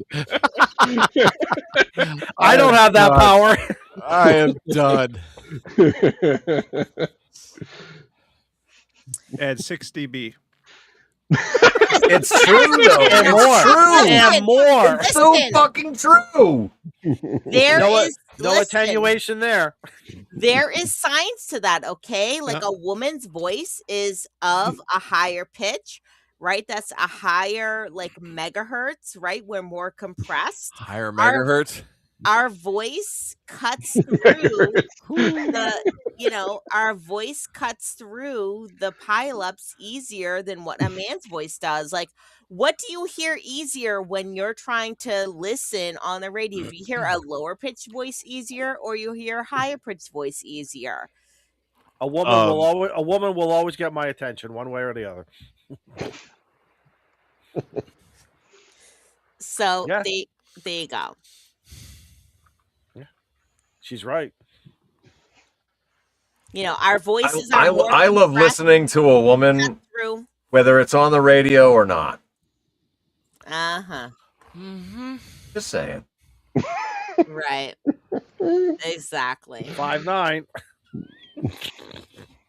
2 ears, one mouth. That's why we listen, right?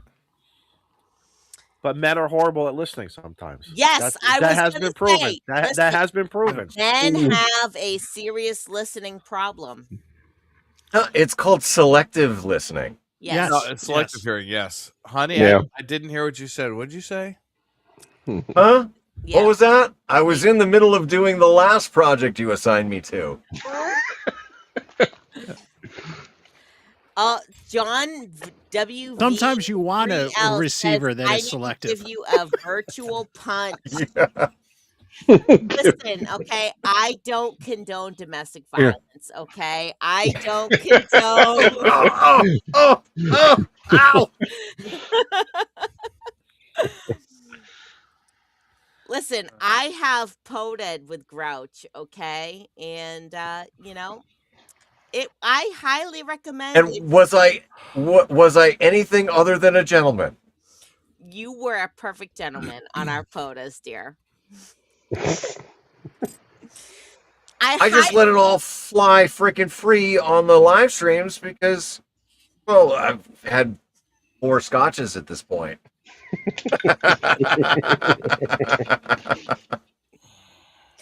Listen, if you have not poded with someone of the opposite sex, I highly recommend it.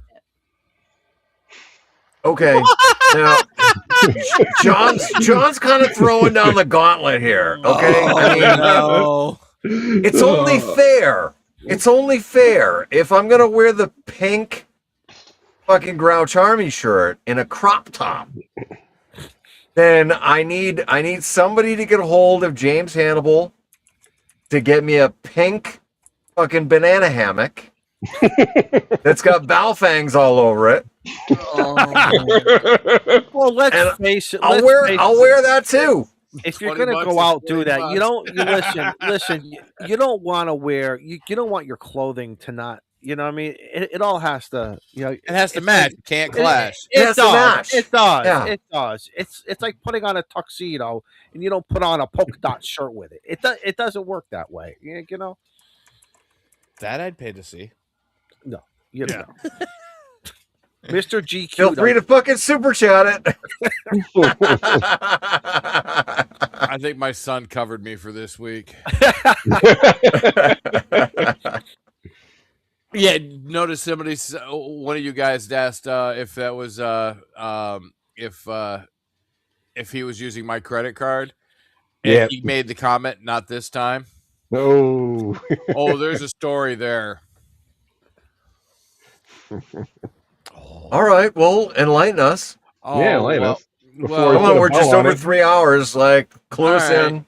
Well, when I lived out in Arizona, I'm a big World of Tanks nut, and my son was playing World of Tanks Blitz, which is the mobile version. Yeah, there was $3,800 over a stretch of a couple months gone out of my account, Ooh. and then my bank called me and said that you're overdrawn. Or they sent me a text. And I was like, "What the hell's going on?" And I looked into it, and I see World of Tanks, World of Tanks, World of Tanks, World of Tanks, World of Tanks. I was like, "You gotta be fucking kidding me!" That boy did not sit down for a month. Just leave it at that. You know, World of Tanks sponsors Tank Fest. I know they sponsor Tank Fest, and I love Tank Fest, and I'd love to go. I'm going to Tank Fest, baby. I'm so excited about Where that. is this? Where is this event held? Yeah. In England. Yes, I am going to England basically specifically for Tank Fest. It's like the weekend of the June 26th, 27th, 28th, something like that. Super excited about it. Can't wait. I think I probably could have bought a small Toyota for the money that I've put in the freaking World of Tanks. Could have bought a Flex, right? Almost. Maybe. Almost. Maybe. Pretty close. Pretty close. Pretty close. Yeah, that boy done pissed me off that day, and I was on my way to Globe, Arizona. I was on my way up the hill, and I just told my boss, yeah, I'm not feeling well right now, and made a right-hand turn and shot straight down towards the house. Oh, I was lit. There's an ass whooping a coming. Ooh, Someday he'll heard me tell his coming. kids. You know that. Someday he's going to tell his kids. I have to say, poor, Mike's, kid, whatever. When I was like 13, 14 years old, I had this online boyfriend, right? And his name was Daniel. And I used to call him on the phone. He lived on Long Island, New York. I think I rang up like a $400 phone bill at least once Wow. talking to this kid on Long Island, New York. So, I can't really like chastise this kid for racking up, hundreds of dollars or thousands of dollars worth of World of Tanks, bills, because if I was that kid, I probably would also have racked up those bills because I did in the past, right? I'm sorry. That was me. No. I mean, was in redhead all hunting. fairness, right? I did it accidentally at On one purpose? point with Game of War. Game of War. I was remember that so game. into that, and I didn't realize until the end of the month rolled around that I'd thrown $2,000 into this stupid fucking game. And I was like, "Oh, you know what? It's time to fucking stop playing this game."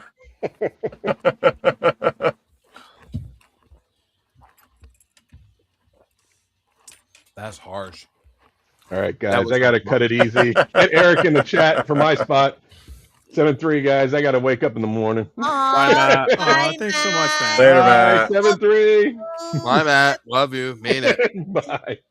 Trying to figure out how to make one of those like Gen X hearts. What do? They do something like that. They do like this weird heart thing. I don't know. Oh, that stupid thing. Oh, don't, Yeah, Mike. That does not look like a heart, Mike. Listen, Mike, I was going to say something, but I'm not because all comments right? N2MAK and RARL.net. So here's the thing, right? Grouch makes a heart like this. I would make a heart like this, right?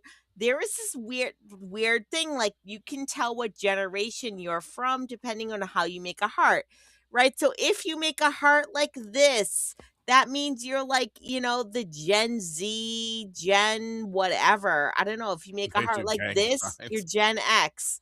I don't know. That's just some weird thing that I read about on YouTube, on the Facebooks. Because I'm an old person. I don't want to Book of admit it, faces. but I'm 42, guys. Okay, Oh my God, she's a baby.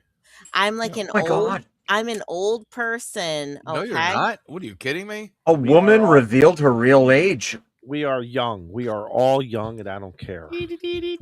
Shannon, you're 29 forever. Oh, Grouch, you are so sweet. If I could, Here we go. if Oh, I here could we hug you and kiss you right now, I would. Where's Matt? Bring him back, would you? Put it right in the middle. Put a Jeez. buffer between them. Right. Where's Eric when you need Yeah. the chaperone? Yeah. Well, hey, we're over 3 hours in, and starting to see people drop off. So let's start to go around. 67 people, man. Nobody's dropping off. 6, 7. Oh, yeah, we're at 6, 7. Oh my God. I'm getting too old for this shit. Yeah. No, you're Tortoise. You're 29 forever. Don't worry. Yeah. Not this April. Meanwhile, if you guys hear Miles, he's yelling in the background, "Stop, stop." He hates 6, 7. He thinks it's like the worst thing ever. It is Does the he? worst thing ever. Like, It's stop, stupid. It is. stop, mommy. It's so dumb. A lot It's of so kids, dumb. a lot of kids who I've asked said, "Don't say that." Oh, wait, not, Eric did not his because of my comments. age, but because they don't like it themselves. They don't understand why it got social media Oh, just he's gonna went come? crazy with it. So, Well, that's what he says. Let's see. I should go in and maybe get another cigar. Let's see if Daddy. All right, gets so there. hey, you want to know what's coming up on the Grouches channel? Yeah. What's so- coming up? Yeah. What? What is coming up on the Gorgeous We're on channel? pins Tell and us. needles, sir. I edited my jump video from this week. It was awesome to jump with somebody that had a camera, but it was a 360 camera, which was a freaking giant pain in the ass to like keep me in frame. Mm-hmm. But I finally got it, so that's going to be uploaded tomorrow. I got some members only videos that are up now. Those will go public here this week. Sunday, I am transitioning drop zones from Skydive City to Skydive Palatka, which is going to be great. I'm going to spend a week there. I'm gonna jump with beautiful views of St. Augustine from the sky. Hopefully, I will have a whole bunch of video to go along with that. And then I'm off to Texas. And Texas is where I'm going to catch up on all the backlog of videos that I've got. So there's a lot of stuff coming. And so I appreciate 100% all of the channel members, Patreon members, channel supporters. Like Nathan, thank you. I will order that fucking Grouch Army shirt in pink, and I will crop it. And God, it's going to be fucking Heck awful. yeah. But I'm going to make a video out of it. I want to because see that. Oh God bless. Well, you're gonna get it. You're gonna get it whether you like it or just not. hop on an airplane gonna and fly fucking down to get it. Texas. All right, I got a question. All right. The question, and you guys know I stopped doing videos a long time ago for various reasons, and I'm not interested right now in doing it. Just too much going on. But this 360 camera has me intrigued. Have I? Is it? I think 6 months, a year ago, when I was introduced to a couple YouTubers like you guys who are using this thing, but then I haven't seen too much of it anymore. Was it a fad? Did it not do, or is it still being used today? I'm just not watching channels that are using it on a regular basis. 'Cause I thought it was the greatest viewpoint when somebody when someone's driving, as an example, and you're giving that 360 view while they're driving and they're commenting. I thought it was awesome, but I don't see that. I don't see that too much. Am I Yeah, no. not watching the right channel? People are still using 360 cameras. Okay, I didn't know if it was just a fad that came out and for whatever reason it didn't take off. So okay, Oh no, Insta360 is one of the biggest 360 camera companies out there, and it's Yeah. almost seamless, almost. okay, almost That okay. you can just see a little bit of the meshing line, especially after you've dropped Yep. the camera about 20 times. But yeah, it's they're really awesome cameras, and you before you export it, you can change the view on your phone, so you can change the view, and then you export that file out as a permanent recording. So that's neat. Yeah. And so I'm 125 jumps away from being able to jump with a camera. And Eric at N1JR did say that he has an Insta360 that he's going to send to me so that I can do 360 footage of me. So, yeah, we're going to do it. Cool. But It's like Shannon, mounting a camera hey. on top of a tree. Shannon, what's coming up on your channel? What do you got going on? My channel, listen, okay. It doesn't I- matter. I am a very bad ham radio YouTuber. I don't like post videos, okay? But, I will be live. I don't know if it's going to stream to my channel, but this Sunday, right? I'm going to be on the European Ham Radio Show if y'all want to look that up. And we'll be talking about, the YL International Women's Day YL Photo Party. And then on March 6th, I'll be on the Live Free and Ham YL show. And like I said, we're going to have, tons of YLs on that show talking about the unique female ham radio experience, which I think is, very important in my professional woman opinion. We have a unique perspective on the ham radio world. So we'll be talking about that. And then March 8th, we'll be having the, International Women's Day YL Pota Party. So super excited about that and hope that y'all will be on the air and making contact with all the YLs that are on the air on that Sunday, March 8th, and then throughout that week for that YL Worldwide Award, WWA. Be there or be square. Exactly. Is that like the WWE? Is it Listen, going to be a throwdown? Cage match. yeah, cage fight, hitting people with the folding chairs. Exactly. Welcome to the Octagon. I don't know. All right, Tortoise, what do you got? I wasn't allowed to watch that when I was a kid. You weren't? Why? Because that's violent. That is not for little girls. Don't watch wrestling. Don't you know that? Bullshit. I got Fuck you. Rowdy Roddy Piper was just as much a girl as any of the girls were. I'm not saying nothing. I got battery, man. Check this thing out. Listen, what is that? 12.8 100 amp hour. That's 100. Oh, look at that. Okay. All right. And it's a mini. I got It's 100 amp hour battery. It's like a 24, like a 24F, but it has the the posts on the middle. It's the same size as my cycling bat. Ham sexy. I like that. Weighs about 45 pounds. It's a little on the girthy side. Ooh, she's a chonky bitch. Yeah, but it's a lot less than a freaking AGM battery. But I'm gonna get this charged up and throw this in the truck, and we're gonna take it out and see what it does. But I mean, is there a video coming along with that? Maybe. Oh yeah, but see, I mean, I use this one all the time. And 25 amp, yeah. Now, Tortoise, let me ask you. I said I was not going to go to a 100 ampere hour battery. Yeah.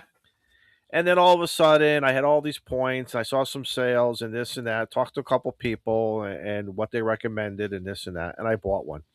I have a feeling, especially this summer coming up, I will be using that 100 ampere hour more than my 40 ampere hour one. And well, it depends on how long you plan on activating for. I mean, if you plan on activating for like 4, 5, 6 hours, 100 amp hour battery. Absolutely. So you don't have to swap out. I totally agree. But I'm wondering if we're going to start forgetting because the size has gotten smaller. The power's still there. Yeah, it is 45 pounds compared to what? Maybe the 10, 12 pounders that we're used to picking up. Hold on a second. Let me find it real fast here. It's buried over here somewhere. Because I built out a battery box for mine and this and that, and like I said I was never going to do it, and I ended up doing it. It's where'd it go? I think like we always say in ham radio, it all depends. But I've killed intentionally 6 amp hour batteries. Yes, those are easy though. Just for fun. Fun, yes. To kind of like just see what you can do with 50 or 100 watts, like how far can you go with that? But I have a 20 and I've never come close. But it's I'm only going out for a couple hours, and most of the what time, are you using though? That's sideband. Yeah, sideband. Put it on FM. Put that thing on FM, and you'll see. Yeah, you're gonna cook it. If I switch FM, to AM. FT8 or something like that, then if you go to my YouTube channel, you will see this. I have 2 of those. Yes, the little amp power meters. Yes, I like them. I like them to monitor. This will keep you apprised of your battery consumption and what's left usually. Yep. Now, I don't like to ever drop a radio down past 12.9, 12.8. Oh no, lithium iron phosphate batteries are good for that. They are. This is not the world of AGM or lead acid batteries anymore. Right. You could drop that thing almost down to 0, and charge it back up. It will not hurt it with the lithium iron phosphate. Okay. I mean, you could drop it down as 11.5. 10 volts is nominal for those batteries. That's what you consider. But is the radio still going to perform? No, it's gonna knock out at about 11.8. Yeah. 11.8. Okay. Now, Michael, something that I feel like I've heard from Elmer's in the past with like the lithium iron phosphate batteries is it's like going off a cliff. Yeah, exactly. It'll go, drop. 5.5, and then boom, you're done. Yeah, it's the same way with the regular lithium batteries. They're the same way. Okay. Except they get hot and they catch fire, and you don't like that. You see it go down a little, and then all of a sudden it's like you're done. Oh yeah, but with anything lower than 10, and you're done. Yeah, right. But yeah, I love lithium iron, and you can go below 12.8. You can go 12.4, 12. It sits at it charges at 14.6, and it floats at 12.8. So you can say, mine seems float. Mine's about that. 12.8. Yeah, mine seem to all float around 13.2, 13.4. Right. And they're good. But yeah, you can drop it well below 12.8. Now my QMH rig, I have to use an 11-volt battery. I bought like an RC battery, and then Bioenno does have one, and that's been fun experimenting with an RC car battery to run. Just be careful with those batteries because those are lithium batteries. Correct. And if you don't, depending on how large they are, whatever, you can. My son was still in the chat. You can ask him what happens when you pierce a lithium battery. Yes, correct. We did it in Arizona, out in the desert. We just wanted to see what would happen, and that was a fiery, stinky mess. Yep, I don't want the fire department coming to my house. I don't want to see my brothers. You do not want to see for a lot of reasons. Yes, for a lot of reasons, especially for all the jokes from here to eternity. Yes. But yeah, you go ahead. Got anything coming up on your channel? With nothing. With Ham Radio Clubhouse, sometime in March, we're looking at dates for the 5-year anniversary show. You sure it's 5 this time?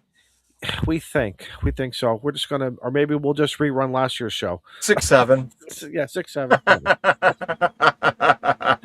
We'll have some giveaways. Who knows? Maybe some koozies, maybe a hat or two. Who knows? It's everything is going to be the boys with all their new lasering that they're doing and their supplemental hobbies now. I'm sure we're going to be putting together some very unique stuff for everybody. And but right now, I've just really been busy with with both of my 2 jobs that I have, and we got some word on some stuff tonight regarding some things, and so things are going to escalate real fast. So, but like I said, I'm just waiting. I'm at this point. I get like this every February when it comes to the cold weather and the snow. I don't know if it's because I'm getting older now, but the snow is nice for a certain amount of time period, and after that, I just want it to go away. I was looking at my POTA. Like I haven't been into a POTA park, I think, in 3 weeks or so. I'm starting to Jones. This week I wanted to go out today. Pouring rain all freaking day. Oh, it was crap today. It was. Tomorrow, I don't know if I can squeeze something in. They're talking about work for Sunday, Monday. I might get held over. It's just, can we just break again? And I shouldn't even complain here in Connecticut compared to other parts of the country. But it just becomes a really mental thing of I want to see some sunshine. I want to work outside. I want to see 45 degrees. I want to see 40. I just want to see 45, 50 degrees, please. You know what I mean? Hey, next week we're supposed to be getting up there again, back up to 45, 50 degrees. So, count your blessings, get your shovel out, start mashing up that snow so it melts faster. Exactly. That's what we do psychologically. We think it'll help move it away faster. So. But are you studying for your extra, Izzo? 2 days ago, I think I studied a chapter. I'm not doing it every day. That's good. I just don't. Pace. The boys know it. I know Shane likes to break my stones a little bit. It's okay though. It's all in good fun. But I don't know, man. I was just talking to a couple people about it. Nobody wants to go to California. Sorry, is Come to California. no. I think I would like to visit. Yes, I would like to visit California, Northern California, and there's probably about Northern 6 or 7. California. Oh, I just said the word 6, 7. No, Disneyland. No, I know. yuck. Disneyland is in Shannon, I am a Get the big poop Disney app. World nut. I like you. I am a Disney World, and I'm proud to say I had some wonderful memories and some other things, but Disneyland doesn't interest me for some reason. Just Why? I don't Izzo. I don't know That- why. I don't know why. Walt Disney actually walked the streets of Disneyland. Okay, I know that. I know. Listen, if You you're a can't. Disney fan, Yep. Disneyland. That's all I got to say. I can. Do you know So what I can do? Mike, what do you got coming up on your channel, man? Oh, hold on. I'm trying to respond to the super chat here. Like, What is thanks it? so What much. do you say? WD0. Well, you could just respond to it via ONH. voice. Yeah, thank you so much for the super chat. I'm just like trying to WD. type and Listen, WD0OM, he is part of the HRCC crew, and I love you, my friend. thank you. Thank you for sending that super chat. Yeah, we hit in the 40s with rain. Yeah, we today, got the but 40s and it just went to crap. It is what it is. I my whole thing, I'll always say I love having 4 seasons, right? But I hate the back and forth. I hate the back and forth that we get between like fall and winter and spring. Like the back and forth with the seasons, especially having dogs. We got 2 poodles. It drives me nuts. Like, you know, with the mud, the yard, it just poodles and mud. Oh yeah. Look, guys, I think I'd rather have the mud. Here's what I don't like. Like if it rains and then it freezes over to the ice part. Yeah. That really just, I'm like, come on. Can we just. New England has winter, then mud season, then summer. I think you guys have the mud worse than us. We do. At least in my little community here on the shoreline, we don't have the mud that I remember as a kid or visiting up. You know, when I was doing a lot of traveling up into New York State and everything. I mean, I saw some mud like, oh my God. You know, I mean, it's like, I think November 1, Oscar Grouch, I think he wants to fight me, okay? Because he is posting Cali sucks. It does suck. What? It's terrible. And then he's like off. He's not even in his camera right now. He can hear you. Knows. I think that there are probably some really wonderful, beautiful sections of California, Nevada, Oregon, you know, that whole West Coast. I would love to be able to see that. Give me like 6 months and just let me, you know, go through these small communities and just, you know, see what's going on and this and that. I don't want to get into the politics of it. I don't want to get into the laws of it. I just want to visit maybe and then get out. You know, I want to work. I want to play some radio out there. Come on, you know that. I would love, you know, as well as other, you know, Western states and into Canada and Alaska. I think that's one of the greatest things about ham radio. It allows you to dream. And some guys and ladies have the opportunity of turning that into a reality. And I think it's fun when you watch them on YouTube and they can record it for all of us to take that, you know, what we have in our head, and they made that adventure. I remember as a kid, you know, reading various books and comics books about that kind of stuff. And now here we are older, and it's happening just in a different way. So, you know. Totally agree. Eric, you're just enjoying the hours viewed. Shut up. What the hell? I'm surprised he's still awake. I don't know if Grouch went yet. I don't know if I can't remember. Yeah, Grouch went. He's good. All right, there. Mike's dying. Yeah, I know. So here's what I got coming up on my channel. So for those of you that have hung on, or those of you that were gifted a membership or that joined as a member tonight, looking to do my first members only live stream on Sunday. So if you want to join and get a look, I'm going to be collaborating with a local ham out here in Rochester, Ron, W2ELS, who has the 599 Signal Report podcast. So he does a podcast that focuses on CW, and that's one of my goals for this year, to do a CW POTA activation. I got I'm looking at them right now, a pair of CW keys. I haven't done, I've done CW once. I did it with our buddy Vince up in Canada. And he gave me a quick lesson in the field so we could do a dummy load to dummy load contact, which was a lot of fun. But we're gonna do a recording session on Sunday. I will push out the link to members on Saturday, tomorrow. So if you're a new member or an existing member, you'll get the link. And we're going to be recording 2 videos, 2 podcasts, and you can check it out. And we'll be talking about resources to help you out if you're interested in getting into CW. Some of the resources that are out there. We all hear about Long Island CW Club, but what else is there? And then we're going to talk about some of the hardware, the keys. If you're big into POTA and portable ops like me, what do you want to look for when you're picking up, CW keys and things like that? So we're gonna have a lot of fun on Sunday, and those who are members are gonna kind of be able to get in and see how the sausage is made. You'll see the raw recordings as we're doing them, and obviously we'll chop them up. Ron will chop it up for his podcast.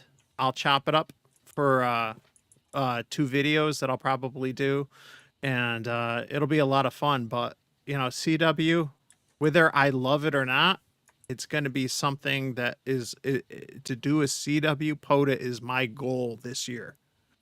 And there's going to be a lot of steps involved, from learning to setting up a station at home so I can practice and everything. But this is a goal. This is something I will get to. And this is the first step of that journey, is kind of making that commitment and just getting on and talking to somebody who's going to be one of my Elmers, one of many Elmers, in this journey. And he's a new ham. Yeah, he hasn't even, I don't think Ron has even been a ham as long as Hey, Mike, I got a question for you. Yeah. With this personal goal you have, Yeah. let's get inside your head for a minute. Yeah. Is this a Mount Everest for you versus any other things in this hobby that you had to teach yourself from ground zero and going up? Is this the most challenging, do you think, or you've had other challenges? This will be, not as hard, but I could do it. I'm gonna have to put some time into it. But like, where is it in your gauge of? This will probably be the most challenging, but I don't know by how much until I get there. Mhm. Right. So we'll have to ask you 6 months to a year from now. Recently, like the last 2 years, and when Bean passed away, I said I want to do a satellite contact. Right. And I didn't get to it that year, but I got to it this past year. And it took, and Grouch was with me, Michael was there. They saw me try in New Hampshire and fail, but I tried, and it finally wasn't until I was down in Texas with Robert, Digital Rancher, I got it done, right? But it was something I went out to do, and it wasn't like I'm just going to try here and there. Like, I went out 3-4 days and just listened and did everything, like practice tracking and just listen. I'm not even going to think about touching the mic. Right. I'm just trying to track and learn and understand how this works and stuff. I think what's going to be challenging for me with CW is I feel like at this point, and I don't know enough, but I need a station that I can practice on, and I don't have anything set up at home. My ops are all portable unless I set up something on the deck or I put up an ice hut in the backyard or whatever. Like, everything I do is temporary and portable. Mhm. But I feel like for CW, I'm going to need to be able to practice regularly, and I need something set up at home. And so the CW goal for me is more than just learning Morse code. It's going to probably involve setting up a permanent or semi-permanent station at the house, figuring out how to route coax and get things into the house and mitigate RFI and all those other challenges that come. So I think it's going to be a much bigger challenge, but like I said, it's hard to say until I kind of dive in. But given the nature that I don't have anything set up permanently in the house, I think that's going to make it a bigger challenge, and it's going to introduce some other obstacles. I'll give you this, and you can only tell us Yeah. this 6 months to a year from now. From what I've heard from the peanut gallery about CW, and you know me, I'm not a CW guy. My Mhm. grandfather was for 50, 60 years.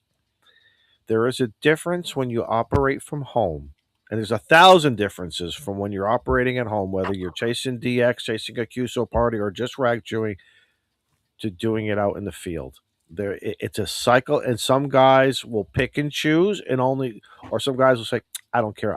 I could do both." Only you can tell us how you're going to feel after doing it and trying the various environments. So I look forward to hearing that. I look forward Yeah. to hearing, Yeah, and at the end of the day, like, I might not like it. It might not be for me. I don't know unless I try. correct. And in my whole impetus for starting my YouTube channel, it was very selfish. It was I have a lot of things I'd like to do or try. Let me start a YouTube channel that'll force me to try and do new and different things. And that's part of the learning process, in my opinion. We take our tests, we get our license to learn, but then so much of what we learn and our experience is based on just getting on the air and doing things, right? And so I want to give it a shot, and maybe it's not for me, but I don't know unless I try. Correct. And and I know that when I look at the nerdy stuff I do in VHF with some of the VHF contests, I feel that's made me a better operator, even though that may be something I only do a handful of times a year, getting out on 900 megahertz, 1.2 gigahertz. It's given me a better understanding of propagation, feed line, and all these other things. And so by getting out and challenging ourselves and doing different things, I think that makes us better operators. That's how we grow and learn in this hobby. And that makes us better Elmers for others. Oh yeah. I'll tell you also too, and maybe I speak for the thousands of people on every collectively on everyone's channel in the YouTube world, ham radio. I may not like that particular mode, but I love watching other people doing it. I'm one of I'm the guy in the audience eating the popcorn, having a cigar, and just watching you live your experience through YouTube. And I like it more when the guys are a little bit. Some guys are very objective about it, and other guys are very hardcore about it. I personally prefer the objective guy. To me, it's the old fashioned way of going to a club meeting and sitting there during that activity hour. And within 10 minutes, I am like, oh wow, that's all I concentrate on. And then and other times I start to zone out. But a lot of times, like I said, but for our hobby, especially with what YouTube, of course, through the editing now, and Yeah. people add music, but I love watching you guys do things. It's so fun. It's another part of the hobby that I enjoy. That if you asked me 30 years ago that I would be watching this thing called, the YouTube, and and even though you put it out a week ago or 2 weeks ago or 2 hours ago, whatever, it's fun to watch it and learn and just be the audience guy. It's I've told this many times to Jason and Coffee and Ham Radio and Nuggets guys. Just put something on. Just put something on for us to just watch. You know, and let's have fun with it. Exactly. Oh yeah. Don, I want to get your number from you because the next time I'm down in Southern Connecticut, I can look you up and we can go play POTA. Absolutely. I'll maybe through Discord we'll exchange and we'll go from there. Absolutely. And if our Okay. schedules can do it, absolutely. You know that. Yeah, because I right now I've got a few Amazons down in that way. So Right. I was the only bucket list was W1AW, and I got Mhm. to go check it out. So I got one bucket list off from like As years. the temperatures get warmer, the POTA gear stays in the truck full time pretty much. Oh Unless yeah. I'm somewhere, unless it's a crazy neighborhood or a crazy, other than that, it's always there. If I can, I'm the kind of guy. Can I do something when I get out of work? Where I still have a little bit of still a little bit of energy left, or again, based on my crazy work schedule. I'll tell you more offline. I'm sure you'll understand. There you go, Iz. Yeah, thank you, Eric. Well, no, that's fair. What do you mean that's fair? Just because I call the Ham Shack or the Northeast hotline when I just want to talk to somebody? I'm fucking amazed.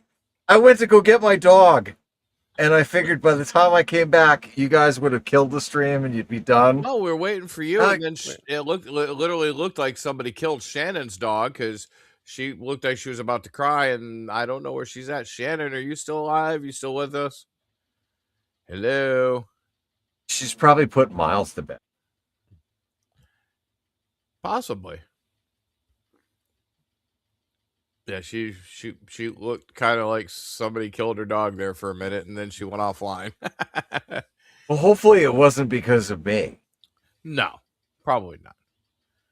The stream never ends. The stream is forever. Stream is forever. That's what YouTube does. Yeah. All right. Well, gentlemen, I definitely appreciate it. I apologize for being 10 minutes late, but that's how it goes when you've been sick for 3 days, and then you're like, "Oh, hey, wait, we still have a freaking thing to do." But I think there was a consensus that people wanted the stream to continue. So I said that people watching. I said that when the stream ends, I will pick it up, and I will continue the live stream, and we can continue the banter and whatever. Like, that's totally up to you. I know this. I got a new refrigerator for the camper. Mm-hmm. Ooh, so what'd you get? It's a Vivor 45 liter. Okay. Nothing big, but it's just 12 volt. Yeah, it's just enough that on the slider. I have some room to put stuff around it. I didn't want to get something gigantic, so now I'm up 2 mobile refrigerators. I got one in the truck, and I got one in the trailer.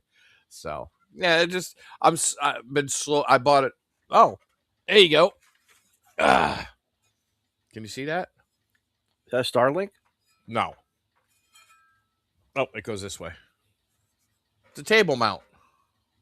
Nice. Oh. You put your table on here, and then you can pivot it around. It's for the camper because it didn't come with a table or a mount, and the table that it comes with. So I'm just gonna get a piece of really nice ply or countertop or something cut for it. So it fits down. It makes the bed, but then you can just pull it up. You just detach it like that, and you just put it down. And this folds up. That's the mount that goes against the wall. Okay. So I'm just buying little things for the camper for the stuff we're going to be doing. Take it. Just too much shit. It's just loaded into my office. So who's that? Oh, that's Jeff. Hey, Jeff. Hey, Jeff. And Jeff is the one who I mentioned earlier. We had the QSO on 223.5 on Nice. 220 earlier this week when he realized which HT he had that would do 220. Oh, wait, I've got one of those. Yeah. Yeah. I finally got that text. He's like, "Hey, I figured out which HT will work." So if anybody's going to Nearfest and you can prove to me that you got your ticket within that month of April to May, I have free radios to give out. Wow. I'm not doing anything on a live stream because I hate passing crap out. Bye, Eric. Thanks for babysitting. Appreciate it. Hey, Mike, Tortoise, is our girl going to be coming up again? Who? The girl we all met on in October. Not if you say her name. Shannon? No. Annie? Who? Annie. Annie, yes. Annie's going to be at the 24-hour POTA on the Cape, and she's going to be at the 24-hour POTA this fall, and I think she should be at the Hamfest. I would love to get an update on her. I would love to sit around She's the got her- campfire with her, and I would love. She's on Discord. She's on, and you're on my Discord server. She just goes by Annie. Okay. All yeah, right. you can find her. Would love to hear what's going on in her she's life. having a blast. We ought to get her on here on a Friday night, guys. Can we get her on here? Let me see. Would she be willing to do that? We could probably make that happen. Yeah, just tell. I mean, she's a coastie, but Coastie. But still, she's a fun, loving, and I could see her deep diving into this hobby with a little bit of mentoring, and then let her go, and then let her ask questions. And again, what do we say? There's no such thing as a dumb question, so I'm sure that people would have similar questions that she might have. So yeah, I just hit her up on Discord, Cool. but I think she's probably sleeping. if you guys can get her on as a guest on Friday night, that's Believe it or not, I just sent her an invite. So if she wakes up, fine. If she doesn't, oh well. She is a trip. Yeah, she is a coastie, which is hilarious. Because Paul and I were kind of sort of busting her balls about it. It was funny, and I'll just leave it at that. But but her and Shannon and Shannon's boy were shacked up in my camper during the rainstorm. Oh, and that reminds me, I still have to clean the sand out of the slides for my kitchen. Oh shit. dude, I am so glad that I do not have slides. Because let me tell you, like, What's the pros and cons of that? What's the pros and cons of that, Paul? All right, so without having slide outs, it's one less thing to break, for one. But it's also one less thing for sand to get into. Well, see, and let me tell you, like, being where I'm at, yeah, that's bad. These days that we've had like 40, 50 knot winds, like, even if it's just gusts, like, the side of my trailer is covered in sand. Like, the sand is just stuck to the side of the trailer. So what do you power wash? You have to get into that area, into where it comes out. If you had that, I would presume some type of maintenance clean out has to be done regularly, correct? No, I'm going to drive 2.5 hours to the next drop zone, and most of that sand's all going to blow off on the highway. Okay. So Izzo, so with me, I've got like drawer slides for my kitchen. You saw my camper. Yep. So my one slide on the backside, somebody was throwing sand towards my camper when they were digging their moat. And yeah, I didn't notice it until I slid my kids these days kitchen back in, and it went, oh. So literally, I have to take that all apart. I've got to wash it out. I've got to spray it down with degreaser because now it's all in that grease in the bearings. So I got to flood that whole thing out with not degreaser, but like carb cleaner, clean them all out, and then re-grease it and slide it back in. Gotcha. Yeah, I was not expecting that little gift when I went home. I was just kind of like, oh, kids are great. Yeah, kids are great. I know it was my fault for telling them, hey, here's a shovel, dig them out. Kid, mud, shovel, yeah, perfect combination. When are you guys thinking of doing the 24-hour POTA? Back in September or October, sometime in that? I think it's going to be about the same time. That's Eric and that's Eric. That's all of us actually. Right. But I don't know when the decision time is going to be made. I'm running. It's most likely going to be last weekend in August, first weekend. It's one of those. and I am bringing a special tent just for the operating center, so we don't have to worry about rain disasters like we had on the last one. Mm-hmm. So it'll be perfect. Interesting. Yeah, we're gonna have a nice operating position / lounge area. So it'll be nice. I already got it worked out. Mike's gonna bring his imagination to build a new and different antenna the next time we go. Because Let me know if you need some feed line. yeah, no shit, right? Your feed line for oh my gosh, like you can't talk about like perfection. ABR. That was all ABR. Not just that, like it was like quality stuff, but like it was the perfect length. Like Right. we didn't have like a ton of slack or anything. Like it just it fit just right. made it. I mean, it was like spot on. It was like, oh my, I think we moved like we adjusted the antenna feed point slightly. Yeah, we brought the stick back. But like it was spot on. And obviously with a random wire or anything non-resonant, like you want to minimize the feed length. I've been drinking bourbon all night, man. Is your tongue still in the bottle? We're 4 hours in. So yeah, I'm gonna bring up some LMR with some. I'm gonna bring up some extra LMR and stuff. But people are bringing the radios. I've already got the tent ready to set up, and it should be fun. It should be a lot of fun. Cool. And we're doing a dry run ish. Actually, it's a wet run. Wet runs.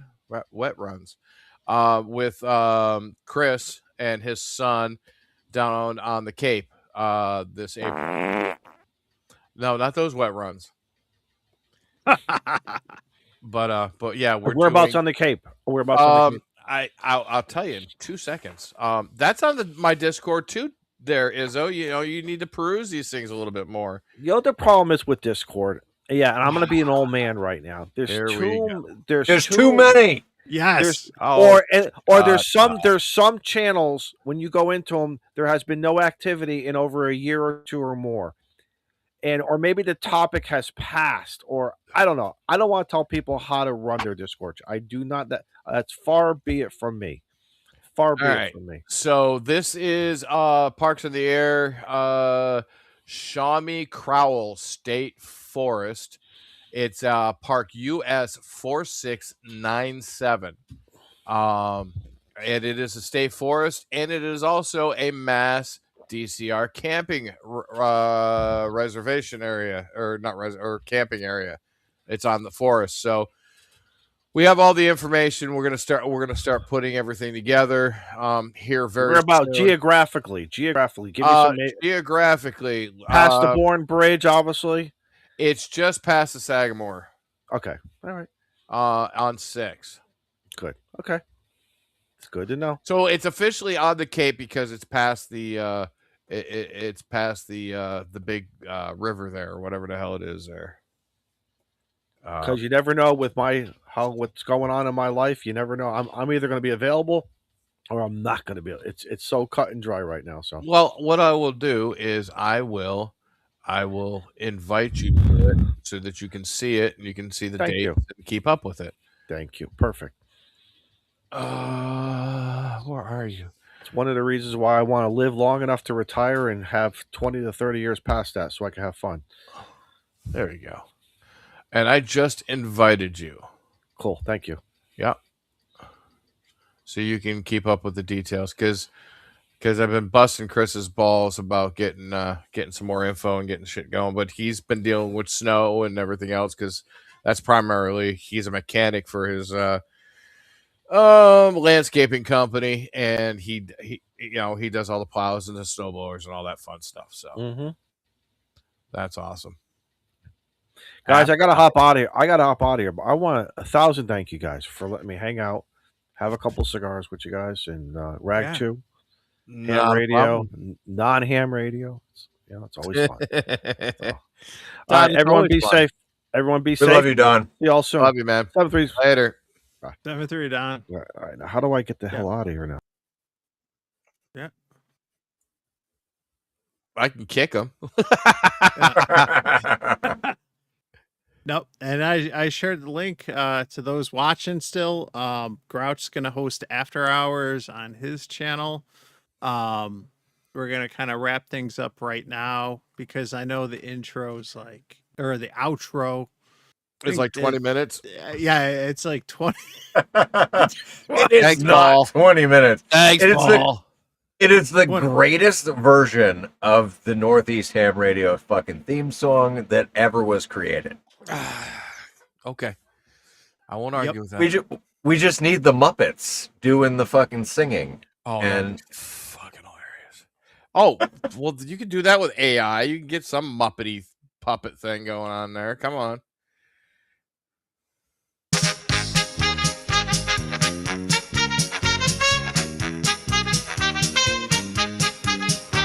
From the back roads of New Hampshire, rain or shine, he's calling CQ with that mobile line. Eric's got his 891 and 8-task tight. He's chasing them parks from morning to night. We're calling CQ, come join the ride. From salty shores to mountain highs, a motley crew with wire and drive, tossing antennas in trees to feel alive. Once a month we light up the stream. It's Northeast Ham Radio, living the dream. Izzo's in the woods with a stogie lit, got his logbook down and a chair that fits. But toss him a chip with that barbecue tang, you'll get a rant and the Hamburglar fang. Matt builds them tough and tunes them clean. Reliance hits like a well-oiled machine. Toss the wire in a tree, no need to prepare. 5-9 signals floating through the air. We're calling CQ, come join the ride. From salty shores to mountain highs, a motley crew with wire and drive, tossing antennas in trees to feel alive. Once a month we light up the stream. It's Northeast Ham Radio, living the dream. Salty Walt's got tales from the ocean tide, with a sailor's grin and that coastal pride. He wrote the book on waves and wire, a Rhode Island soul with a northern fire.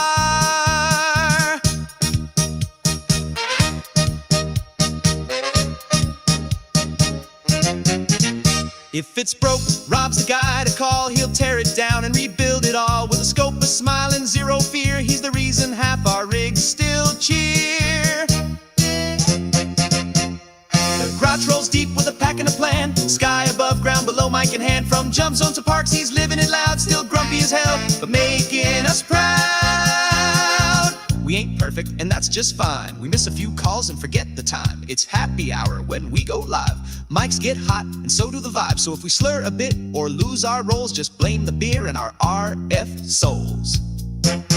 Tortoise rolls slow through the woods and mud. Mass plates on the FJ, tires chewing the crud. He'll find the path where the signals roam, with the calm CQ from his overland home. Marvin's got the badge in the winter plan. He'll brave the cold with a rig in hand. When the bands are up and the tents are low, he's the ham radio guy putting on a show. I guess. From Rochester's edge with a voice so clear, Mike's rocking AM on the modern gear. He's hitting the air with that VHF bite and logging Poto till the stars say night.